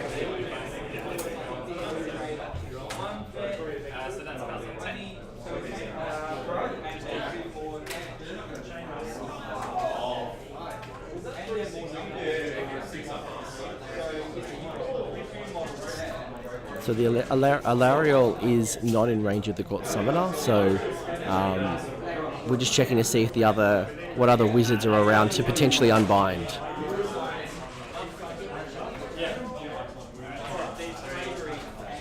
Interesting point, Uncle Touchy. Ash doesn't have a good record against Dave Kerr, so this could be the day that that could be broken. But should Ash win, he's 3-1 still, so it doesn't necessarily mean that Ash moves into competing with Dave. It'll be interesting to see. There's a whole bunch of other players who are currently maybe at the top of that 3-1 who'll go into 4-1. Sorry, yeah, going to 3-1. So Ash winning doesn't necessarily mean he plays Dave Kerr. So. Good point from Chris Stratford or Stratty. Master of Brishammer, which is a great event that started up this year. I think they've had 2 very successful events. I don't know when Stratty's doing his next event, but definitely check that out. But I agree with you, Stratty. While Ash is swinging the momentum, we do have Alariel still on the table. So we know she can wreak havoc. She's worth 600 points.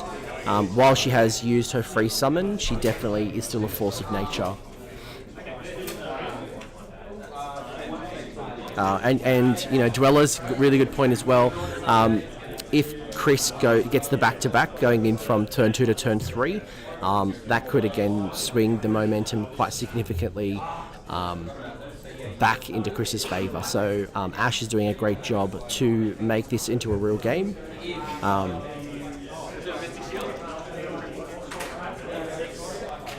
We're just going in for a Mystic Shield right now, going off on an 11 with the +3 to cast. So the Enlightened have just received the benefits of Mystic Shields off the 11 cast.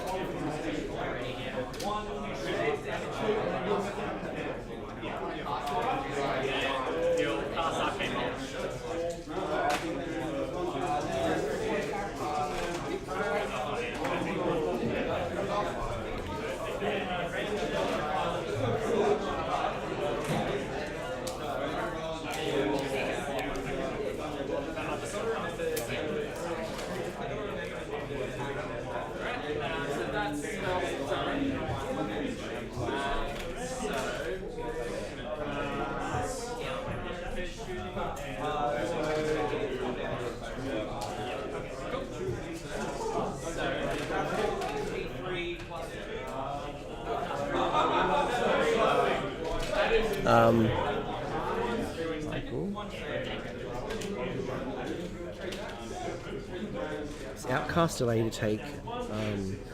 Yeah. So with that, the question just there. So.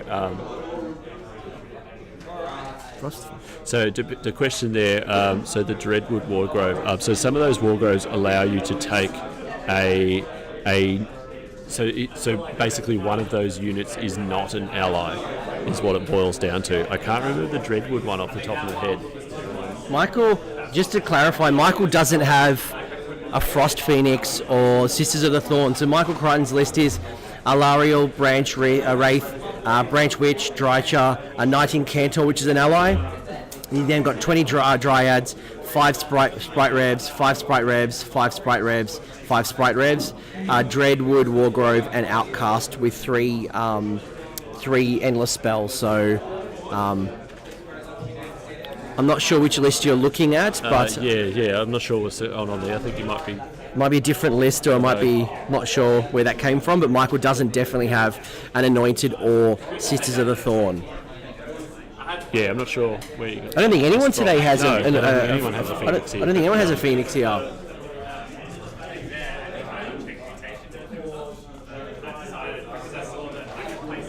But yes, you see Stratty's pointed out that you do get an Order Wizard, which is you often see the Lawmaster being brought in with that as an option. All good, brother. I think that's Laurie's list that you might be looking at. I think that's the narrative Frost Phoenix with. Oh yeah, I think that's So that's not one of ours. Yeah, I think that's Laurie from Crimbobo. Unless Nightbot's gone rogue. Yeah, so if you follow that link, you should find all of ours. I'm not sure how that other one's popping up, but damn that Nightbot. She.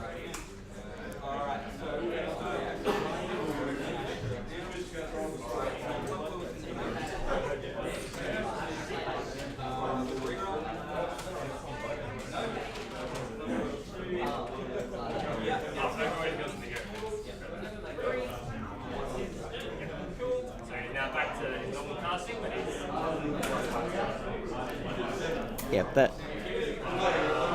And as far as that actual list does go, some of the Wargroves for the Sylvaneth in the Sylvaneth book allow you to take odd units, so non-Sylvaneth units, as part of the wardrobe, but they do not count as an ally. So the Nalroot, for example, lets you take any order wizard. So you can take... Interesting. I'm going to have a look at the Honest War game right now. Okay. Maybe there's something odd might have happened there in the list that's gone up, but that's definitely not his list. I'm sure Michael would like a Frost Phoenix right now.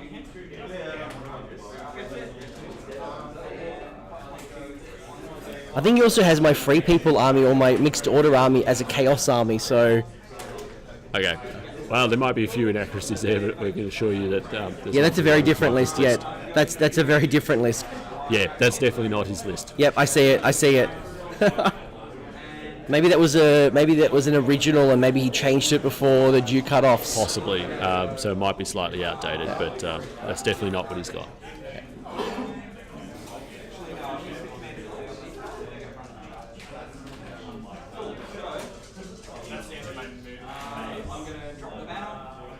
Okay, there you go. So yeah, it is just a slightly outdated list there at the moment. But we'll make sure to get that updated so people.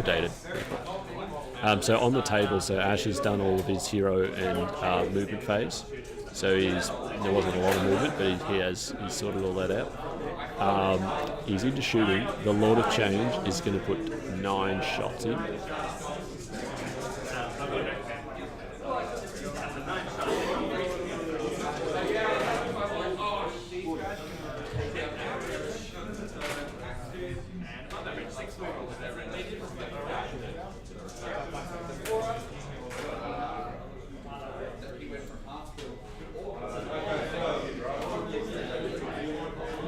Alright, so we just saw there the Lord of Change put his 2d6 shots into the Kurnoth Hunters and finished them off, so the Enlightened are freed up now.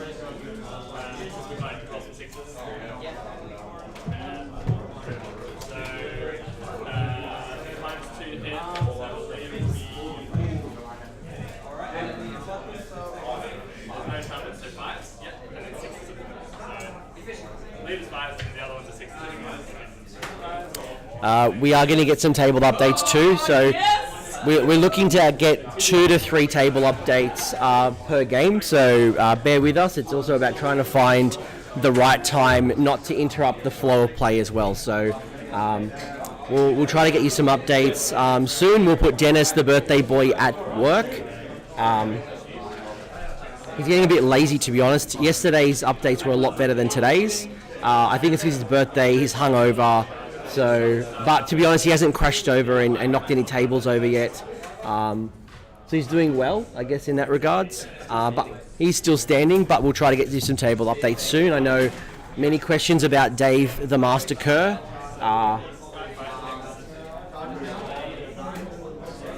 Who would you like to win? Who do you think will win Game 4?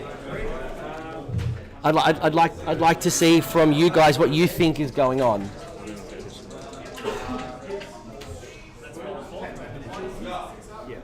Right, so while these guys are just working their way through the shooting phase here. No, sorry, that must be charge phase. So while these guys are just getting all their charges into position, so we've just got a bit of a roaming view again. So we'll awesome. Give me a second. We'll flip this over, and you can have a look around at how the other tables are going. Let's go to the fields. Alright, so I'm just going to do a quick walk around again for Game 4 here. So this is Dave Kerr and Michael Crichton. So as you can see, the Wildwoods are pushed across the table there. This is what we were talking about before on the stream. So the Alpha Strike didn't quite go as planned. So it looks as though some Scythe Hunters came through, but the Dracolines have gone in and cleaned them up. So that must be the Alpha Strike that didn't quite work out as intended. I'm trying to find their objective markers. I can't even see them. Yep. So yeah, it looks like Dave seems to be in control at the moment. There's still a few Sylvaneth floating around, but he's got a lot of board control happening. So it'll be interesting to see how that one comes out. So next one along we have Matt Campbell with his Khorne army and Wedge McDonald and his undead. So it looks pretty close, this one. So Khorne look to have control of one side of the board on the far table there, and the Nighthawk, or Undead rather, have control of the closer edge here. So it looks like it's a pretty close game, that one. The next one along, so Chris Tott and Adam Burt, the Seraphon versus the Stormcast. So that Stardrake has, by the looks of things, well and truly got the bottom right corner here under control. But on the other side, there is a Dreadsaurian and a Carnosaur that have made their way into the Stormcast line. So another one that looks to be fairly close right now. Tim McDivitt and Liam. So what have we got here? So the Undead looks like a very strong, aggressive push from the Sylvaneth. Dirthu's made his way across the table and is fighting the full strength of the Grimghast by the looks of it, supported by some Scythe Hunters. And then we've got some Dryads and pushing up against the Common Throne on the other side. Big unit of Hex Race there as well, and Arkan still floating around. So another one that looks to be pretty close at the moment.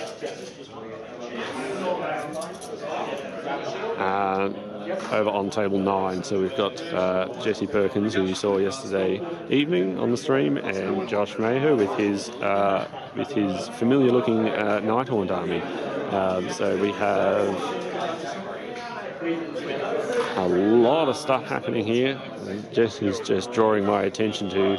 So it looks like a unit with all the buffs just down the front here. There's a stack of cards a mile high on that on the unit of worms there. So that they look like they're going to make a mess.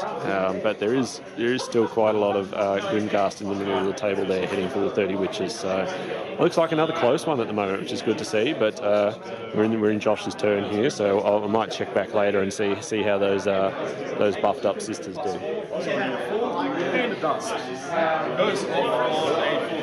So in here, so Gemma, who we saw first up on the stream yesterday, versus Scott Norwood.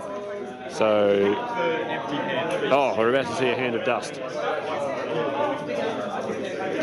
Hand of Dusted. Well, you saw it there. So, Hand of Dust, Gemma failed to pick the right hand, and that is a great unclean one getting taken off the table. So, there you go. Hand of Dust through the spell portal, grabbed a Nurgle, grabbed a great unclean one, and took it off the table. So, that's how it's done. So the Undead look to be pushing quite hard into the Nurgle side of the board here. So could be a loss for Gemma, that one. So table 6, we have Hayden and Pat from Measured Yoga.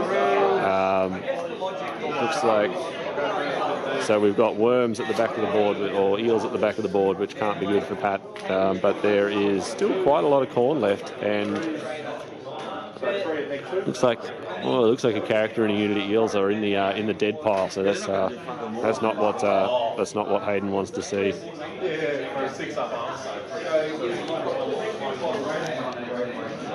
Alrighty, so over on table 10, so we've got another Measured Gaming Showdown. Looks like so Khorne v Nurgle, Corey and Dalton. So it looks like another close one. So we've still got the two Bloodthirsters. Looks to be 2 dead, 2 alive. So 2 Bloodthirsters kicking around, pushing up, but there's still quite a lot of Nurgle stuff, including that big unit of Knights that look to be about to take one of the objectives off. We're in Dalton's turn here, so the Nurgle are making their move to try and secure some of those objectives. And then finally we have, on table 11, we have listener Rob Reimers and Thomas Holdsworth. So we've got one wound and I'm running for a Stardrake. So the mother of dragons. So we have a Keeper of Secrets on 1 wound that has decided to have a shot at a Stardrake, which still has a lot of wounds. So I don't really know how well that's going to go for the Keeper, but it looks like Tom's got this under control by the looks of things. So there's still quite a lot of chaos on the board, but a lot of the Stormcast seem to be either in bad spots or in the dead pile. So it looks like this one might be resolved pretty soon in Tom's favour. So that's it. We'll cut back to All right, we're back. So, we just took a quick look around the tables there, so you can see some of the other games that are going on. I was fortunate to catch a Hand of Dust kill. How cool was that? Yeah, so Scott managed to Hand of Dust a great unclean one off the table via the spell portal. So I arrived just at the right moment there. So that was really cool to see. It was that little guessing game with the dice in each hand, and unfortunately Gemma didn't pick the right one. How cool are the tables? Like looking around, I'm so secretly jealous that these guys are getting to play on some beautiful tables with great terrain, and everyone's army's at a really high standard. So I hope you guys enjoyed that stream. I certainly enjoyed watching what was going down on the other tables. Just to catch up on what happened while we were watching that there. Durthu in the top right of the table has been killed, and the bow hunters have also been killed. Basically there's only about a dozen or so dryads left holding that top right objective, and the Enlightened have charged into them. So a couple of things died there, and Chris is probably in a bit of a precarious position now. And we have flipped to Chris's turn, so I'll just update the score for you in a moment. But Ash will be in a pretty strong position right now. So while Travis updates the table, I thought I'd give you guys some more updates from our fearless leader, birthday boy Dennis. So we do have an update on the Michael versus David battle. So Michael only has a couple of his wizards left on the table. So he's Branch Wraithsire and Branch Witch, I'm assuming. And it looks like Dave has won it, or will win it. The game is still going, but it looks like the momentum is heavily in Dave's favour. And they're probably playing out for kill points. But the game's not over yet, but it looks like it's well and truly in Dave's favour. Hey, we got someone from Texas. Hello from Texas. G'day, Texas. I'll be over there in a few months' time. I'm going to go, because I'm going up to Adepticon, and I'm going to stop by at, I think, the Grapevine Citadel Cafe. Oh, yep, that one. That was probably 6 months ago or so that opened up. So it'll be an interesting stop. Looking forward to some Tex-Mex. I can't wait. So just a quick update there. So on the score, so it's now five points for Ash. Obviously with Chris's turn to come. But you'd have to say Ash has got the upper hand at the moment, and Chris is going to have to work to probably pull it back here. Ilariel's still kicking around, so she could do quite a bit of damage, but it looks as though Ash is in a pretty strong position at the moment. Other updates from the table while Chris looks to respond is Chris Tott versus Adam Burt. So that's Sylvan F. That is Seraphon versus Stormcast Eternals. It looks like it's still a very close game. It's almost neck and neck. And all of the big toys are still alive. We've still got the Star Drake, still got the Dread Saurian. Looks like we still got the Carnosaur. So looks like things are still going very well, and those guys are neck and neck. We've got Tim McDivitt versus Cranky Lim, or Cranky Lim as he's called sometimes. Looks like Liam is up. However, Durthu has died, so it looks like today is not a good day for Durthu. Round 4, we've lost 2 Durthus. But it looks like Liam has really spammed the board with Dryads. I know he was in a complete rush to complete 120 Dryads, and it sounds like he has gone absolute Dryad spam through summoning of, and he's getting complete board control.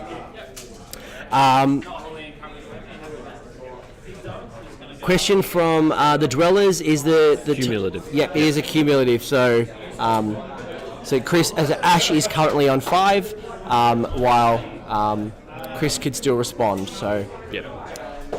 And then finally, the other update I have is that Josh Maha, the Legion of Sacrament, versus Jesse Jesse is in a good position. So that's Daughters of Cain Jesse Perkins of Borderline Gaming.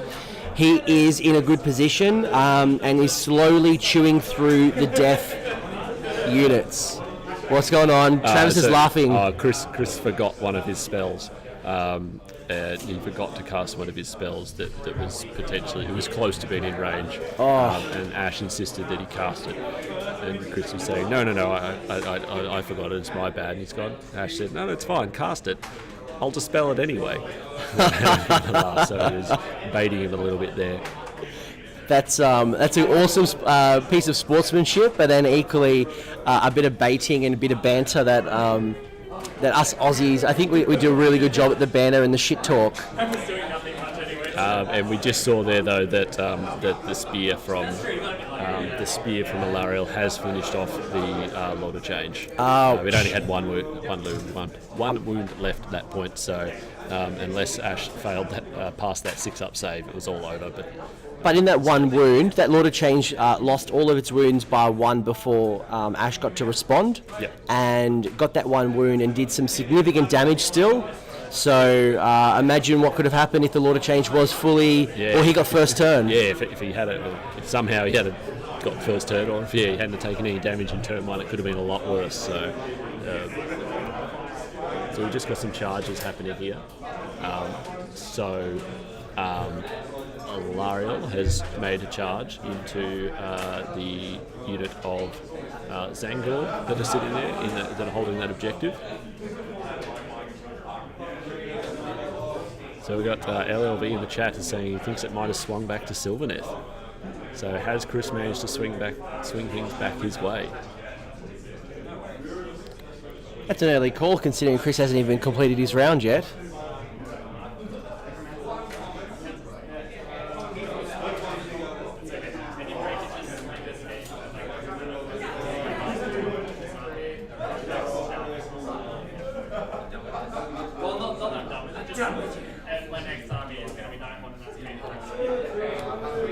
Oh, I think we just heard some trade secrets from Ash. Ash is moving to Nighthaunt. He's let slip that he is moving away from Zench after this. He's going to try something new. So, look, to be honest with you, he's been painting some amazing progress photos of his Nighthaunt, and I know that Ash is dying to use his Nighthaunt, but Zench got him here, and he wanted to pay homage to Zench, who got him to Masters, and I think for some players that's important to make sure that they played the army that got them here, as opposed to starting something new and, forgetting about poor old Zench that got him these tournament victories.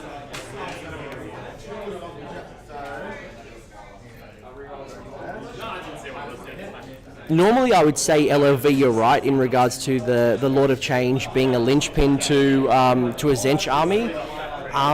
But I feel like Ash has a bunch of other tools. Again, the Thermitage is a prime example where you don't normally see that in the army. I think he's kind of diversified that risk by having other tools up his sleeve.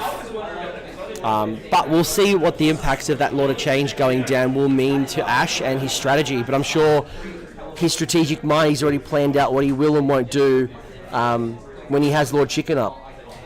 Yeah, so just listing here, so the combat with Alariel. So Alariel, the Beetle, has gone in and done 15 damage to the unit of Zangor.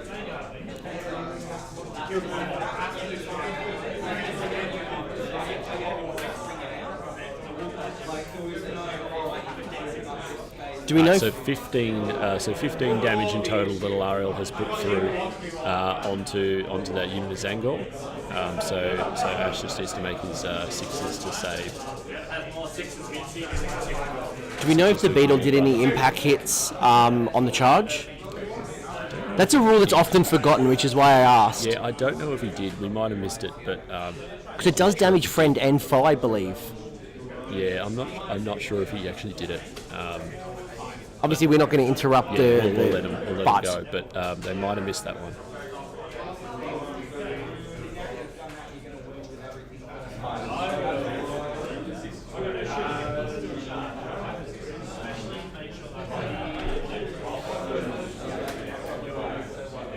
This is riveting.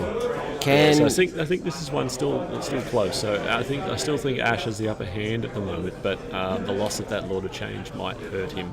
and the retention of Alariel, who's still on the table. It's almost like, is she going to late game power play? Yeah, and there's also, I think the next priority role is going to be super important as well. Who needs it more? I'd say Ash needs it to stop the momentum well and truly tipping against him. But either of them are going to want it for sure. But I don't think Ash would double turn against him at this point. Yeah, Papa Penne, you're 100% right. Lords of Change are squishy, which is why you see a lot of leaders block access to the Lord of Change, and which is probably why shooting it down really mitigated what a Lord of Change could do. Because they don't do very well in combat. They're not combat monsters. No, they're not a combat monster. I know you can give them some magic items and stuff out of the book that make them a little bit better at it. Yeah. But they're not. That's not what they're there for. No.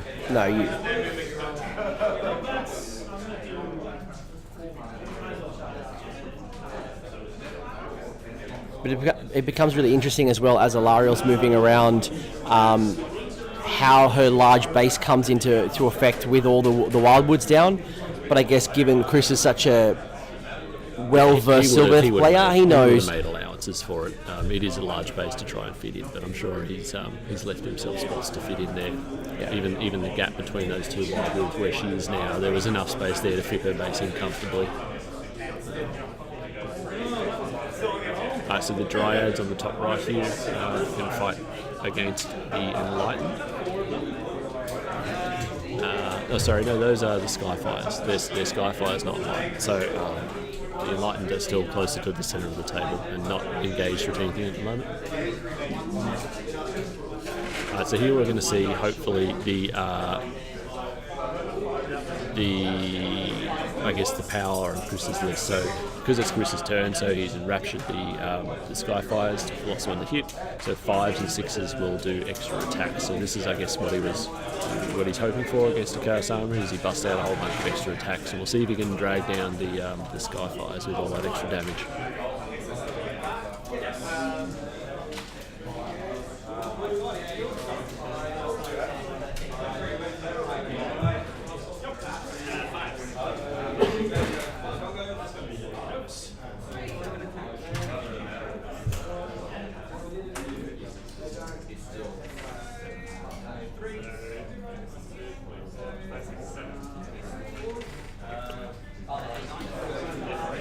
And those additional attacks are coming from the Winterleaf Wargrove ability that... Yes, so the Winterleaf Wargrove. So when a 6 to hit gives you an extra attack, but because he gets +1 to hit from the Dryads in his turn against the unit, a unit, but he's only in combat with 1. So yeah, 5s and 6s are the extra attacks.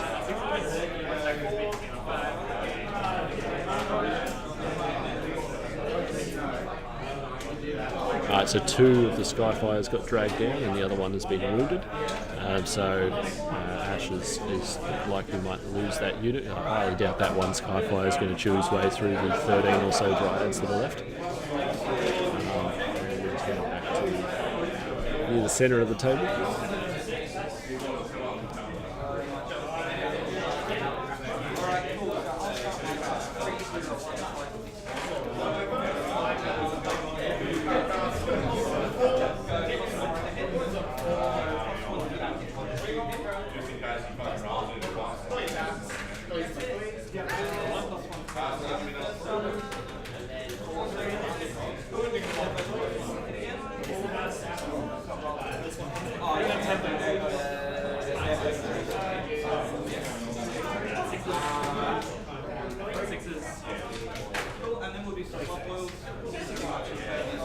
So a couple of the other games in the hall, in the room now, look to be wrapping up. So looks like a couple of players are filling out their scorecards and getting ready to hand them in. So we'll hopefully have some more results for you shortly.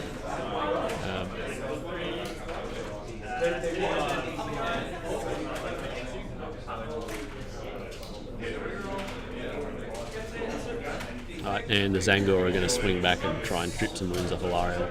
I don't think there's possibly enough. I don't believe there's possibly enough stuff there to actually kill her. There's definitely not. There's only a few left, so definitely not going to lose Alariel. See if she can chip some wounds off her.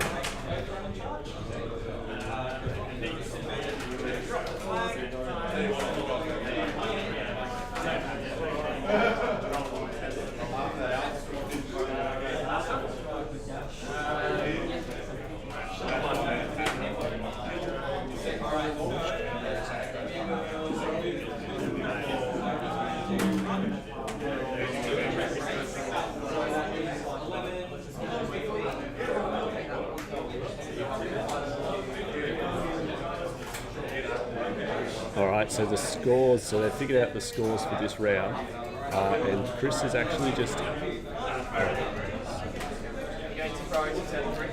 So Chris has picked up 4 points in that round because he has actually taken, Alariel has managed to clear off that objective, which means he captures it back, and that puts him up 7-5. The priority roll has gone in Ash's favour again.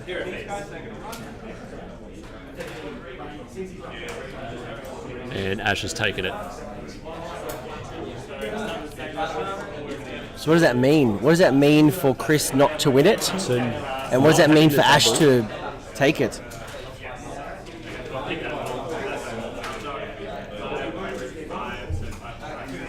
So, I just said, yeah, they just missed a battle shock that they've gone back and corrected that there, which doesn't change Ash's opinion. It doesn't have Ash's decision at all. It's going to be an important role.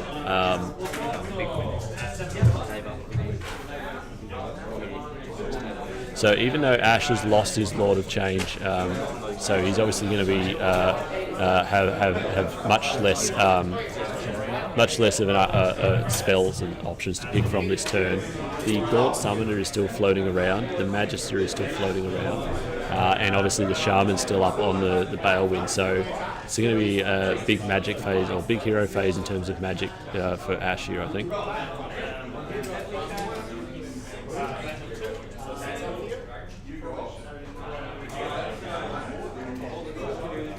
So question from the chat around how do we come up with the games for the stream.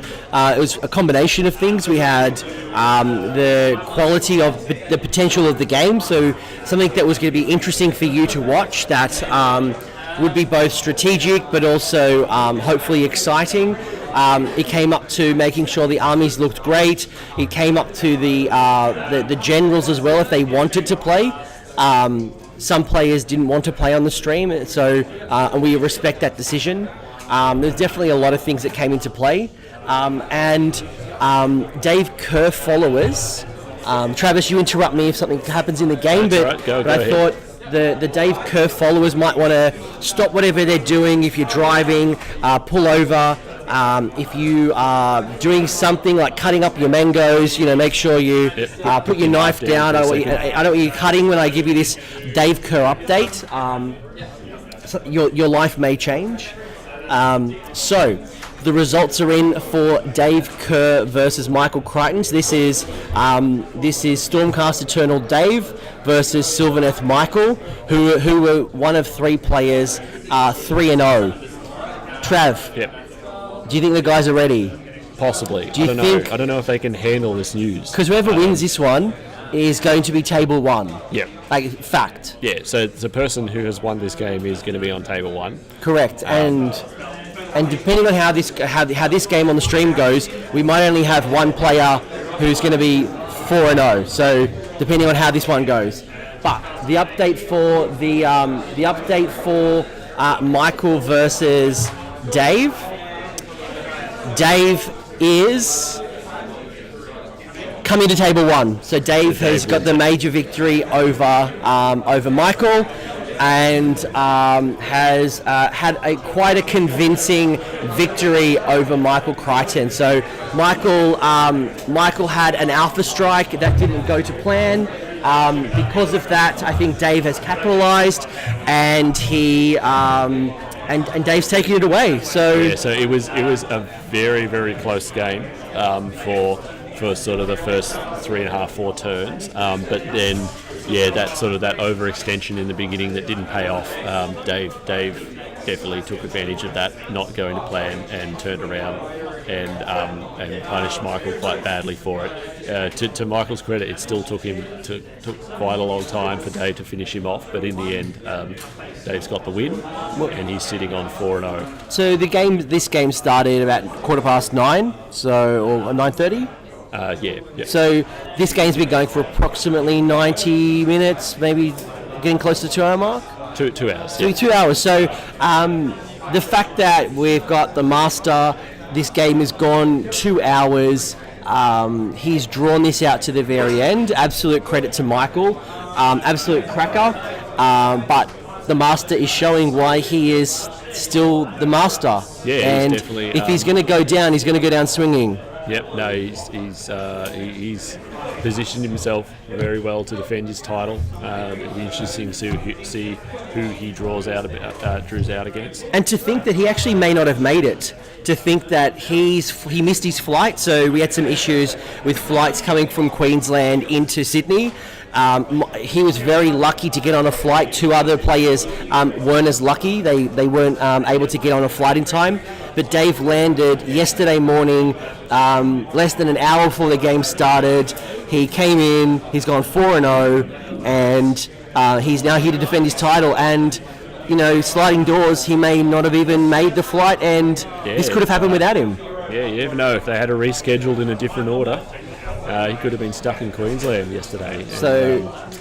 But it's all worked out. I know he was very tired yesterday when he played his games, but he's no doubt had a good nap last night, and he's carried through today. So we'll find out soon who's up against. Probably be another half an hour or so. But once we get that sorted out, and we'll check with the players just to make sure. But hopefully we'll be able to get them on the stream for the final, and that will be for the win. Yep. Really. So we'll check in to make sure both the players want to be on the stream. We can't force them to be on the stream. But assuming that both players want to be on the stream, we'll absolutely stream Game 1. We only want to stream the most competitive games, and it makes sense to stream the crowning of the Master. But at the same time, we want to make sure that both players are comfortable and confident in order to do it. So only time will tell who will be facing off against the Master.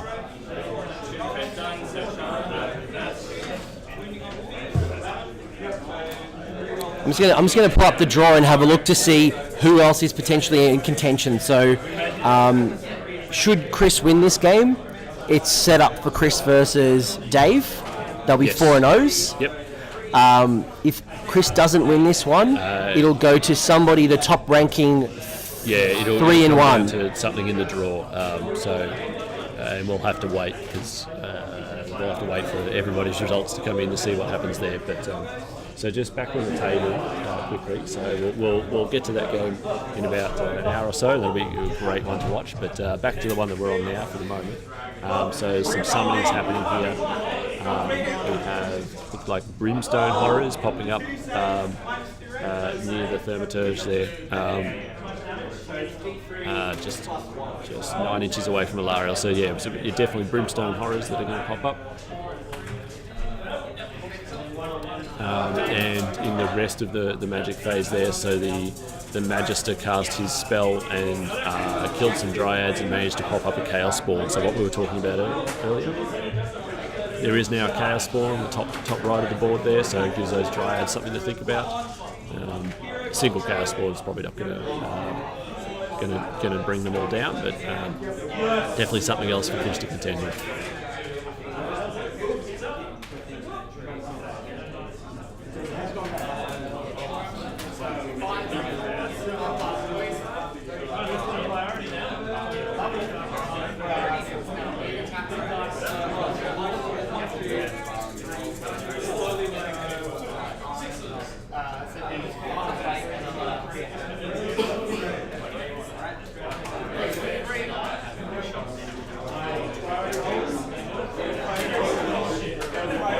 I'm now really curious to see who's going to be competing against Dave.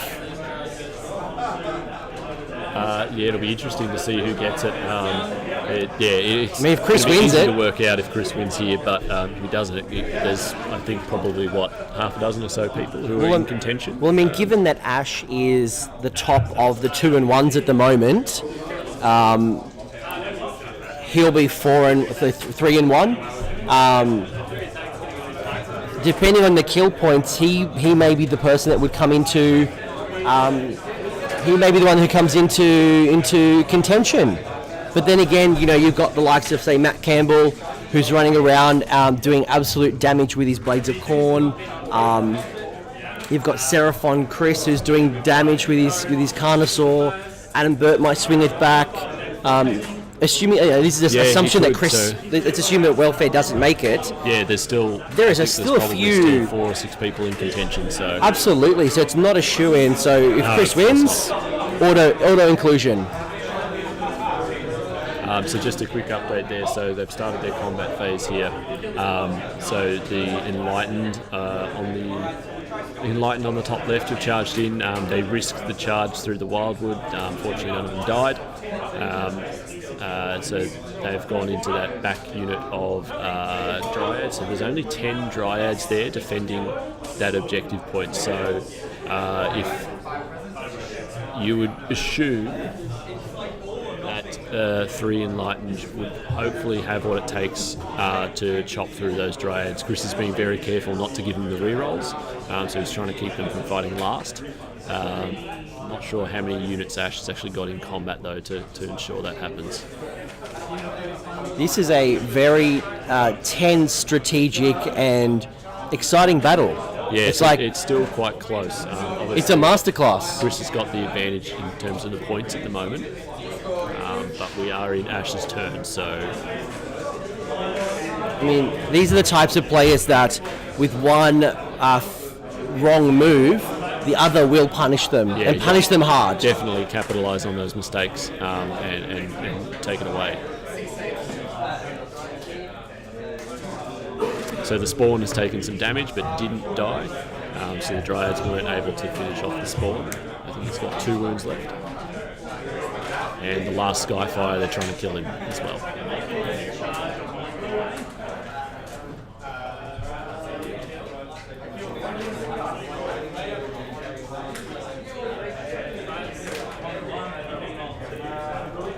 And the last Skyfire gets dragged down. He was already half dead, so unsurprising to see the Skyfire get finished off there. Question for the chat. Who would you like to see take on Dave the Master Kerr? Who do you think has the list, the skill, the knowledge, the capability to take down the Master? Who would you like to see on the final stream? Is it a setup for Origin? Is it Chris versus Dave? Is there one of your favourites on the stream?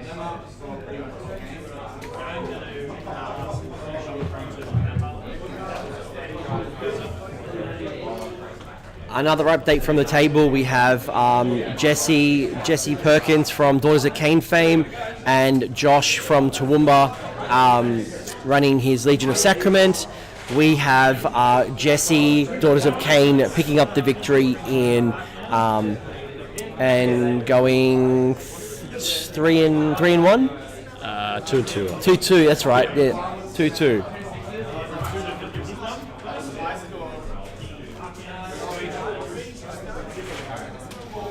So I guess we've got about half an hour, 15 minutes left. We'll get a TO count pretty soon, but I'm sure we'll start getting more results coming in. It looks like Scott and Gemma may have finished, potentially, or there's a rules question, but we'll start to see more wrap-ups coming very, very soon.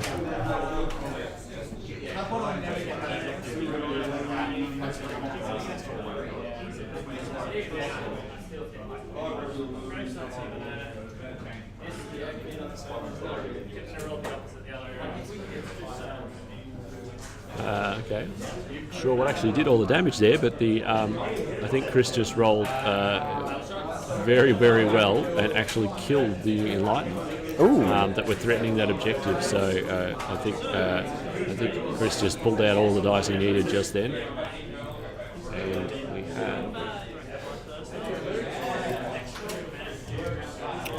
So Chris has just scored another 3 points. Yep. So that takes Ash. Oh, sorry, that was Ash. has Sorry, scored, that another was 3 points to take him up to 8. He was hoping to get 5 there with the Enlightened, but Chris's dice rolling saved him there, and he took the Enlightened off before they got to do anything. So he was hoping to pick up 5 points there, but he didn't. So we might be looking. So Interesting. how will Chris respond? So, I mean, Chris needs to keep at least 1 point to keep it level as a draw. If Chris can secure 1 more point, he's just going to keep the lead. And given that we probably have 1 more round at maximum to get through. Really, like we probably won't get to turn 5. It's probably a turn 4 game at best. This and then potentially the next priority roll is going to be critical. But let's see how Chris responds and how many points he can secure at the bottom of turn 3.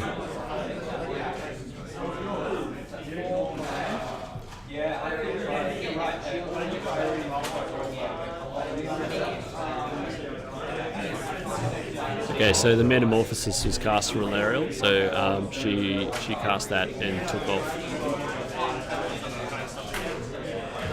off a handful of acolytes. The Mystic Shield failed. The Gaunt Summoner stopped her final attempt to cast, and the rest of the hero phase was nothing.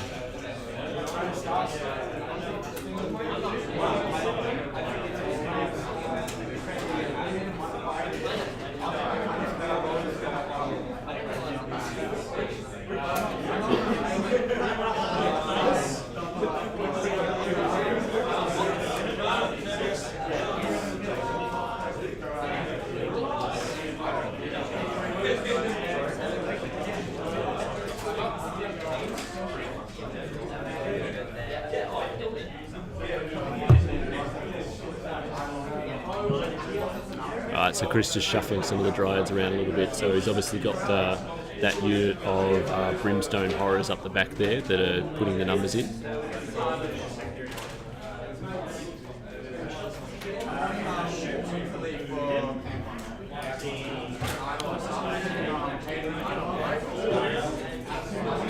He's measuring up some.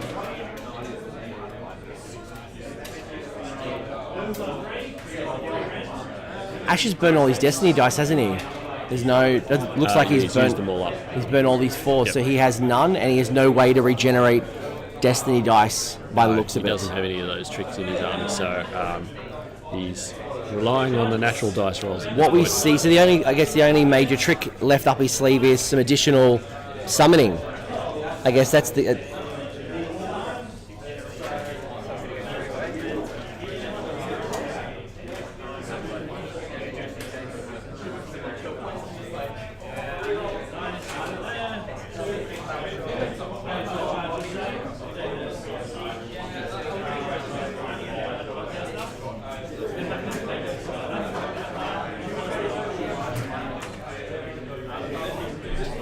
Lots of pre-measuring. I think this is one thing I enjoy watching Chris, is that he leaves nothing to guess.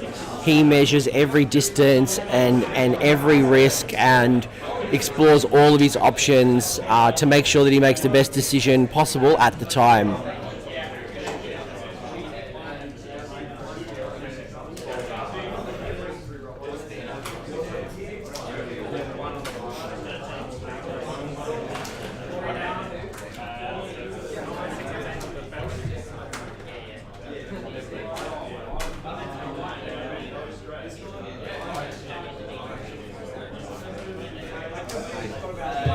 Alright, so we just saw there, so the Zangor Shaman on the Bale wing got taken off. Ooh. I guess that's what happens when you get on a Bale wind. Yeah, so Alariel threw a spear and managed to kill the Zangor Shaman.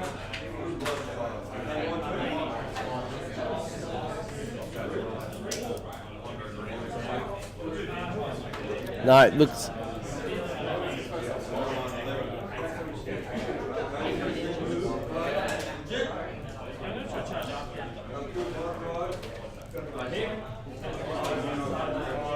What do we got? We've got some dryads moving around. Attempting to shore up the objective. Yeah, so we've got some dryads moving around to try and to deal with those brimstone horrors. So at the moment, those brimstone horrors are taking it for Ash just purely on numbers. And they were summoned. They weren't originally in Ash's list, but they came from summoning points. Okay, so Alariel's just gone into the 10 brimstone horrors. So unless she whiffs all her attacks, or misses or screws up all of her attacks, you would assume that those 10 brimstone horrors are not going to survive this turn. In the previous round, she did 15 damage. Was that correct? Yes, she did the last 15, combat. So, and that was with a bunch of misses on her actual attacks. So that was just the beetle. Right. So you can almost assume that the same amount of attacks will go into those brimstones, and we're about to delete a 600-point unit versus a 70-point unit.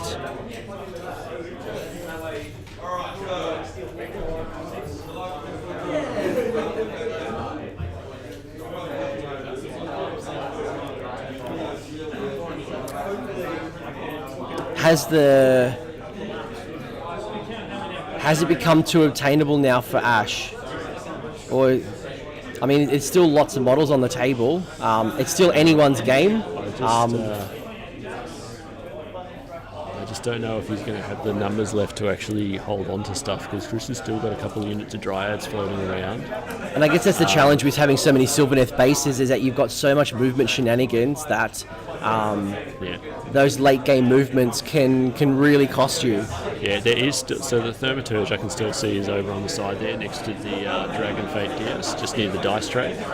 So he's still sitting there. I think he's only got 3 wounds left. I think he was down to. Yeah, I think he'd take maybe 2 wounds. I think he may be taking at least 5, if not 6. Okay, so he's looking like he's in a bit of trouble. And Dave Kerr's just walked past us, very chuffed. Obviously, wearing shoes paid off for him this round. I didn't see him take his shoes off once, and he's got socks. He's now flexing. He's flexing and power stancing in front of us, so he's very happy at the moment. I wonder why he's happy. Why would Dave Kerr be happy? Is that because he made his flight? Don't know. Possibly. I'm not quite sure. We'll have to go to table and talk to Dave, but.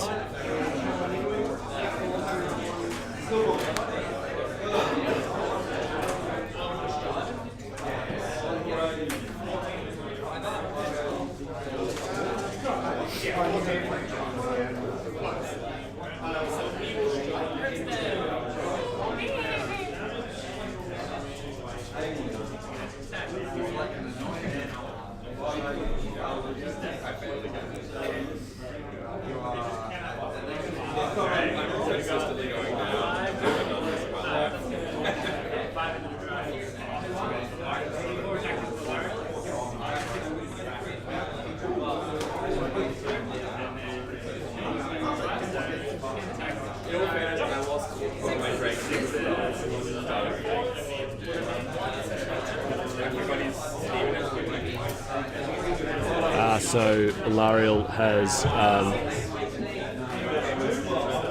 power of Winterleaf comes out against the brimstone. So Alariel has gone into the brimstones, and as now the Winterleaf has turned on and enormously overkilled the brimstone. That's unit, I think. Really? That's a shock. They don't even have a save. So. What? You sure that surely Alariel just like overrolled statistically? Like that's she got to re-roll her ones, which is the important bit. So she probably needed that against brimstones. The original roll was apparently all ones, but then she turned it around and actually did something instead of nothing. So the brimstones are all gone. Look, the brimstones did their job. That's what they were there for a reason. They held an objective. That's it for the turn. Sorry, so it now puts Chris up 11 to 8. Moving. I think as it can see, they're just trying to figure out whether or not they think they can fit another one in. Ash, yeah.